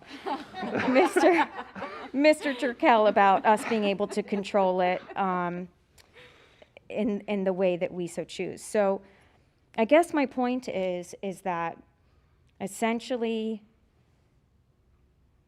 I'd just like to say we indirectly look like we had a double standard with wrestling and basketball. So apologies to everybody for that. So I think we should move forward with practicing and conditioning in our controlled environments. I understand Mr. Childs stays on top of his coaches and makes sure the protocols are followed. And then January 4th, we regroup and decide what we want to do with the winter season, whether it's we say these sports can go ahead and compete and these others can't, then I kind of agree with that approach. I think that's what we need to do. I guess I want to make clear that parents should not be surprised if we decide to cancel some sports or the whole season. And I'm not saying we will. Again, we'll reassess. That's why we're having this meeting on January 4th. But I just want to make it clear that there is a possibility of it. Based on Dr. Green's recommendations from the very beginning, we have said, and Mr. Turkel has absolutely emphasized, we are not the medical experts here, and we rely on Dr. Green and his recommendations. And so, again, if we have to revisit what we do with winter sports, fall sports, then we just will have to. I think in the petition that was sent to us for wrestling, or in even some of these comments, we understand that this is, I think his email starts off with the benefits of athletics for physical and mental health and for learning teamwork and sportsmanship are well established, and wherever feasible, exercise and physical activity should be encouraged. We know that these sports help reconnect our kids socially. We know it's activity that they can kind of get out of their house and be encouraged to participate in. But I'm going to reemphasize what I said earlier. Bottom line for me is we stay in school. And although we've heard basketball's doing well and these other sports are doing well, I would hate for there to be some mini breakout within our school building that could potentially make us shut down. Because to me, being in school is 1,000% more important to me than athletics. And believe you me, I'm a soccer mom, and it's been my whole life. So I just want to make that clear. I think it's just, we received a lot of lashings for not going hybrid and not being in person. And we did it with the understanding that Dr. Bishop and his staff would do everything they can possibly do to keep everybody safe and healthy. And I think they have done a great job. I would hate for sports, athletic teams, I would just hate for that to hijack what we're trying to accomplish here. So that's just my comment. This January 4th meeting, we'll come together, we'll reassess and figure out what we want to do, and we could potentially maybe kick it down the road a couple weeks and decide. But our cases have increased in Clarke. We think, based on the Thanksgiving holiday, there is no doubt in my mind we will have the same thing, if not worse, happen after the Christmas break. And so to your point, we as a community have to figure out what we value. And Yep. so if we value our children being in school, as I said in our last meeting, then that means that the choices that you make and I'm not making judgment, the choices that you make will impact whether or not you can be in school. And in that same line, the choices that you make outside in your community or with your family are also going to impact whether or not sports are going to take place.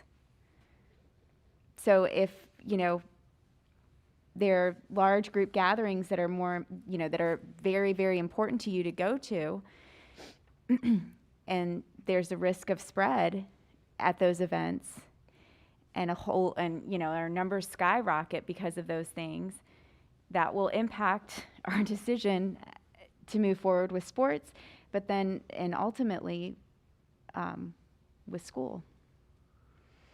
The other clarification I think is worth seeking from Dr. Green is what he means by vaccination, community vaccination is well underway. Right. What does that mean? Mm-hmm. Yeah. I mean, I'm not sure. That could be September, October. Well, it could be. I mean, if It could. does well underway mean that a majority of the people, it's available and the people who want it can get it? Or does it mean there's a plan and that plan has started and vaccinations have started, et cetera? I don't know what well underway means. Does that mean the number of people who have been vaccinated, or that there's a plan for vaccinating people? Right. Does well underway mean today because vaccination's out, or does it mean? Vaccination's going to start tomorrow at Valley Health? Or, Right. Yeah. Yeah. So I think that's an appropriate follow-up question as well. Right. I assume we'll receive lashings for our decision about athletics too. But again, my only priority is keeping our schools open. So that's my focus. And as a school board, I believe that that's all of our focus, as well as Dr. Bishop and team. So it will stink not to have athletics if we have to go down that route. I know everybody talks about, we just want to bring, normalcy back. Well, it's not going to happen. I know everybody's digging deep for it, and there's some things we can absolutely do. to maintain that, but I think sometimes I just feel like we should surrender to what is right now. But anyway, so I think our action tonight is to postpone winter sports. It says action discussion. How do you want to do this? Well, I think we're status quo right now, is what I'm hearing. Except we're postponing competitions. Right, which was the recommendation at the earliest would be the 8th anyway. Okay. So I think we're kind of where we are. Okay, fine. Okay, so that's good. Any other final comments? I'll just say one thing about this idea of the rec leagues doing things and therefore it's okay. I mean, we just had this discussion that the schools are a safe place because of the protocols that we put in place. People go to the supermarkets without masks. Kids play sports that are high risk outside of school. Doesn't mean that sports that are high risk played inside of school is somehow okay. It just doesn't, I don't follow that logic. So, you know, you do what you want in the community and, you know, the community does or doesn't bear a burden for that. But in the schools, we have protocols, we have expert guidance that we need to follow, and that's the way we roll. That's the way we roll. Okay, school board member comments. Ms. Ryan.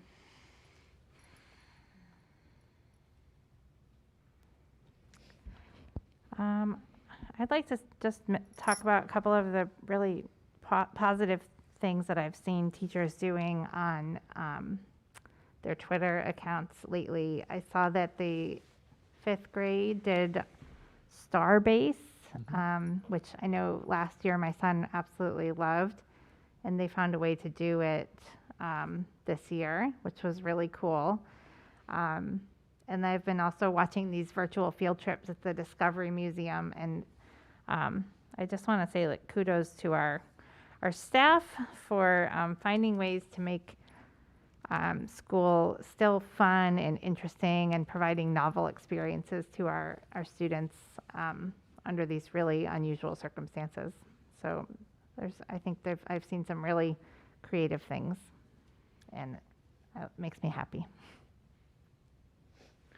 Yeah, I think along those lines, it was such a great reminder to have our Teachers of the Year recognized tonight in that idea of you know, the excellence that continues in the staff, the efforts that go into making things happen in a normal year, and of course this year, and then I think always we should be looking for what we can do.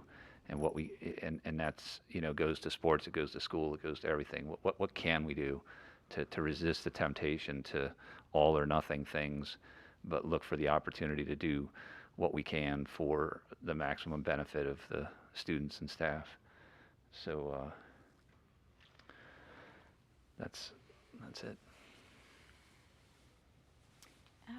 So I appreciate the wrestling families coming out tonight to speak, especially the wrestlers. And I can say that, you know, as a sister of 2 high school wrestlers, I know how important and unique, certainly unique, the sport is. And it's this culture that requires hours and hours of time in the gym. And I can understand why our wrestlers and our families would be so sad to lose something else this year. So I appreciate them coming out. Secondly, I continue to hear that broadband and having high-speed, reliable internet is an issue and a concern in our county. And I really hope that someone on the Board of Supervisors is listening, because, you know, I live in the town of Berryville, so I can't relate to the same issues as a lot of people who live outside of the county are having. But, you know, to have to ration your data every single day, or, you know, I have a friend who has a spreadsheet and has figured out how much they can use per day to get through the month so that they don't have to have their bill increased by $100. That's a problem, and it's leaving our kids behind, but then it's also creating, you know, a situation that's difficult for families who have to work from home, because if your data runs out, you can't work. So that's a community issue that I really see us as needing to solve. And then recently we've had a teacher at the high school releasing a newsletter every week, and it's been just an awesome way to keep in touch with positive things that are going on at all of our schools. Like I was so impressed that the middle school agriculture program was able to get the tools in the hands of students through the bookmobile that Mrs. Deem is running. It was just, it's really awesome to see teachers collaborating and getting past these barriers that we've got right now. But the newsletter just shines a light on all of the special things that are happening at our schools. So I'm really impressed by that. And then lastly, since our last meeting, our middle school and high school teachers have implemented hybrid teaching, as well as virtual teaching, and as well as teaching and providing some kind of instructional model for children who aren't able to stream in or have live streaming. So that's really 3 different instructional models that these teachers are trying to conquer. And I just ask for everyone, including students, to be patient and to exercise kindness with these teachers, because this is incredibly challenging, and also knowing that you can't, there are no days off right now. Even if you really need a mental health day, to actually be able to do that and to take up that break, most likely causes way more stress than it's worth. And so just like we don't expect children to start walking as soon as we teach them, we have to exercise the same patience and care with our teachers, because their job is pretty insurmountable right now. So I'm grateful to our system for making the hybrid plan work. Okay. I have already warned my fellow school board members, as well as Dr. Bishop, that my school board, my comments will take up several minutes, so please indulge me. But that also includes reading a letter from a teacher that I think is very important. As we come to the end of a very unique and often challenging school year, I'd just like to take some time to say thank you. To my fellow school board members, thank you for sticking with me throughout this crazy ride as we worked diligently to make the best decisions we could during through the past several months. We've lost sleep over our decisions, as this was just not about making the right decision for all students, but it also included worrying about the impacts to our own children. There is no other group of people I would rather work with, so please don't resign anytime soon. To our parents, you have been tasked with the job of teaching your children while at the same time trying to work, worry, clean, cook, carry on. Most of you are not teachers, but you've learned how to navigate through new technology, online instruction, and the list could go on. We understand the enormous responsibility and challenges that digital learning was placed on parents, guardians, and students, as you had to create time, space, routine, and support for learning at home. We realize that all of our families are experiencing a difficult time and that there are many other needs in addition to the students' learning that are critical as we work through this crisis together. We sincerely thank you for your partnership, grace, and patience throughout this time. To everyone within our school division, Dr. Bishop, Mr. Catlett, Ms. Weir, Central Admin, our technology department, our principals, thank you for your willingness to change direction at almost a moment's notice when we were first forced to close our buildings back in March. as well as over the last several months as we prepared for the 2021 school year. You pulled together to completely rethink the way we do business, from instruction to food service to technology to maintenance and operations. Almost every aspect of your professional lives changed due to this pandemic, and I am grateful for the way you responded. The work you are doing every day is groundbreaking, and it will continue to be. Again, thank you to all of our administrators, faculty, support staff who pulled together to help our students and our families and each other. And to our fearless leader, Dr. Bishop. Your leadership has been unmatched through this time. I know it hasn't been easy, to say the least. It has not been an easy task to coordinate all these efforts, and of course the ones we don't even know about. Handling the impact of COVID in our school division has, in a sense, become a second job. So thanks to you and Mr. Catlett for your MacGyvering skills. Despite criticism from within the school district or from the community, you have remained steadfast in making sure we provide the best education we can to our students during this time. You have been diligent in meeting the needs of faculty, staff, students, and families. For this, I thank you, and I'm grateful to work alongside of you, or with you. To our teachers, I don't have the words to convey our gratitude. This is not what you signed up for, and yet you're doing it anyway. You're adapting your teaching in the blink of an eye, and as a parent and school board member, I understand that at any given moment in time, right now, you are serving as an educator, a caretaker, technology troubleshooter, a nurse, mediator, and unfortunately at times, the punching bag for frustrated parents and more. I know you miss your students, the classroom community, and the culture you have cultivated. I know how much your students mean to you, how they become your kids year after year, and how much you love seeing them light up when they learn something new. You have a place in our kids' lives.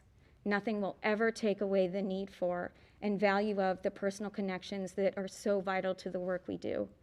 Teachers, you are essential. Give yourself grace that you are doing the best you can. And thank you for being there and showing up every day. Last but not least, to the most important people, our students. You have navigated through this school year to the best of your ability. And we have to remember that it's okay not to feel okay. We're all experiencing some form of trauma, and everyone will feel it differently. We recognize you are the ones most impacted. And to say it simply, this has been a crappy year. You've shown this community your perseverance to adapt to the new normal. Thank you for doing your best. That is all we can ask for, and we will continue to support you every way we can. I'd like to read a letter we received from an English teacher at the middle school that displays the thoughtfulness and heart of our students. Dear members of the school board and citizens, as the year 2020 comes to a close, we are all reflecting on the year that we have had. For most, those reflections may come with negative connections, and the memes, jokes, and sayings like, "That's so 2020," could go on for days. Instead, this year started with a promise and ended up in quite a different destination. In our community, we've battled COVID, discussed options for how to proceed with events, and at times have been divided on what to do about things like return to school. Traditions have been sidelined, and the impact of the pandemic has been felt by all. It would be easy to gather around, socially distance, of course, and lament the year. It might feel good in the moment, but we must remember that young eyes are watching and young ears are hearing. A few weeks ago, I gave my English classes an assignment to write a letter to the year 2020. These letters were all written by sixth graders who are experiencing middle school in a way that none of them nor their families anticipated. The task was simple. Write a letter to 2020 in which you list and explain 3 things that you are thankful for in 2020. Instead of dwelling on the negative, what positive things have you learned, realized, or experienced in what is likely the toughest year of your life so far? I suppose I set my expectations low in terms of what I would read. However, what I found instead in nearly 60 responses was the flame of youth that makes me realize how lucky I am to teach. In a year that has been so hard and has taken a toll on our community, our sense of unity, and at times our sanity, let me give you some highlights from the fingertips of sixth graders in our community. And some of this obviously has been paraphrased for student privacy. And I'm going to try to get through this without getting emotional. Dear 2020, I am thankful for family meals each night. There are no practices to go to, so we all get to be together. From the teacher. Note, this was the #1 thing that appeared in these letters. Well over half of them stated how important family time has become. I am thankful for time to play outside. We made up new games. For time to do things as a family, planting gardens, working on the farm together, and for learning how to get along with siblings.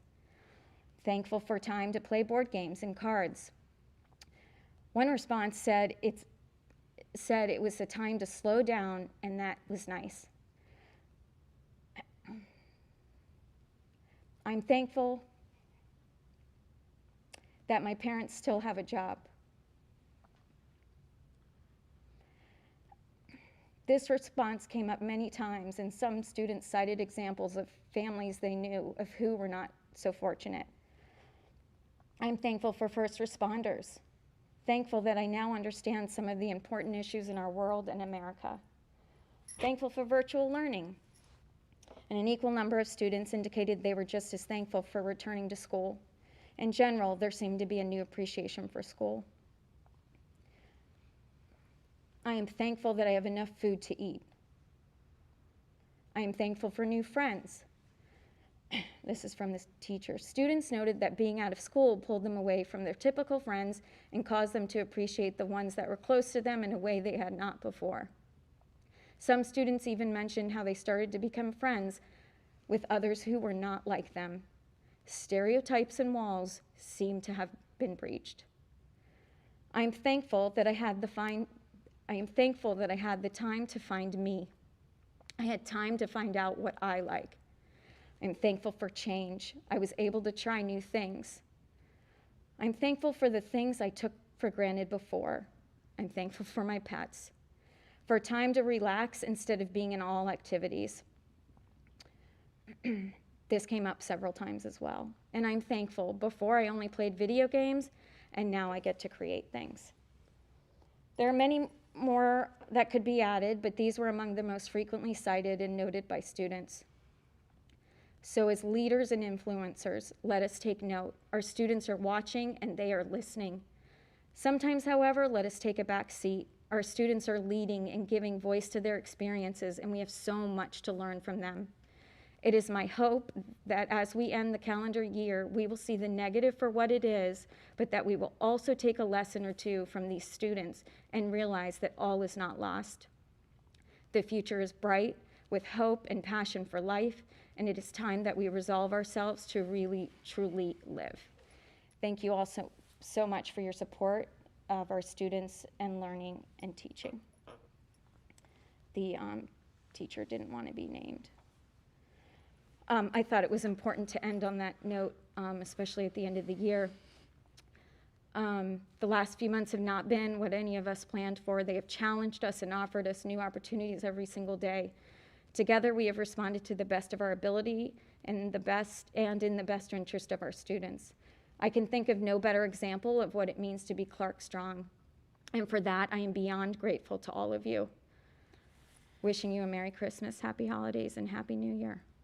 So I thought it was important to end on a positive note. We know that it's been a trying year for everybody, but it's the silver lining we can think about when we think of 2020. So there's no additional comments. May I have a motion to convene to closed session? I move to convene a closed session to discuss personnel matters, including appointments, resignations, and retirement pursuant to Code of Virginia 2.2-3711A1. The estimated time for the closed session is 15 minutes, and action is expected. Is there a second? Second. All in favor? Aye. Aye. All opposed? Okay.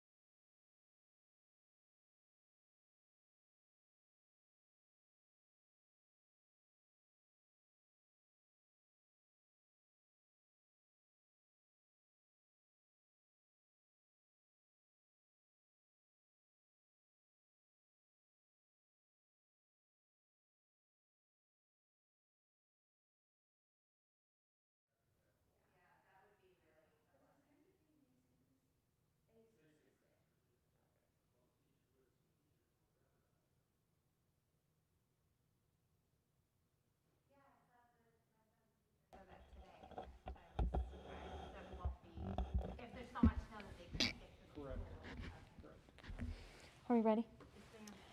May I have a motion to reconvene open session? I'll move to reconvene in open session. Is there a second? All in favor? Aye. All opposed? Pursuant to Code Section 2.2-3712D of the Code of Virginia, do you certify that to the best of your knowledge during the closed session just concluded, the Clarke County School Board discussed only matters lawfully exempt for the open meeting requirements under Code Section 2.2-3711 of the Code and identified in the motion convening the closed session? Ms. Hobart? Aye. Ms. Ryan? Aye. Ms. Sing Smith? Aye. Mr. Shute? Not here. Sorry, Mr. Turkel. Aye. Thank you. Okay, action based on closed session. May I have a motion? Move to accept the personnel agenda as presented. Second? All in favor? Aye. Aye. All opposed? I will adjourn the meeting. Thank you, everybody.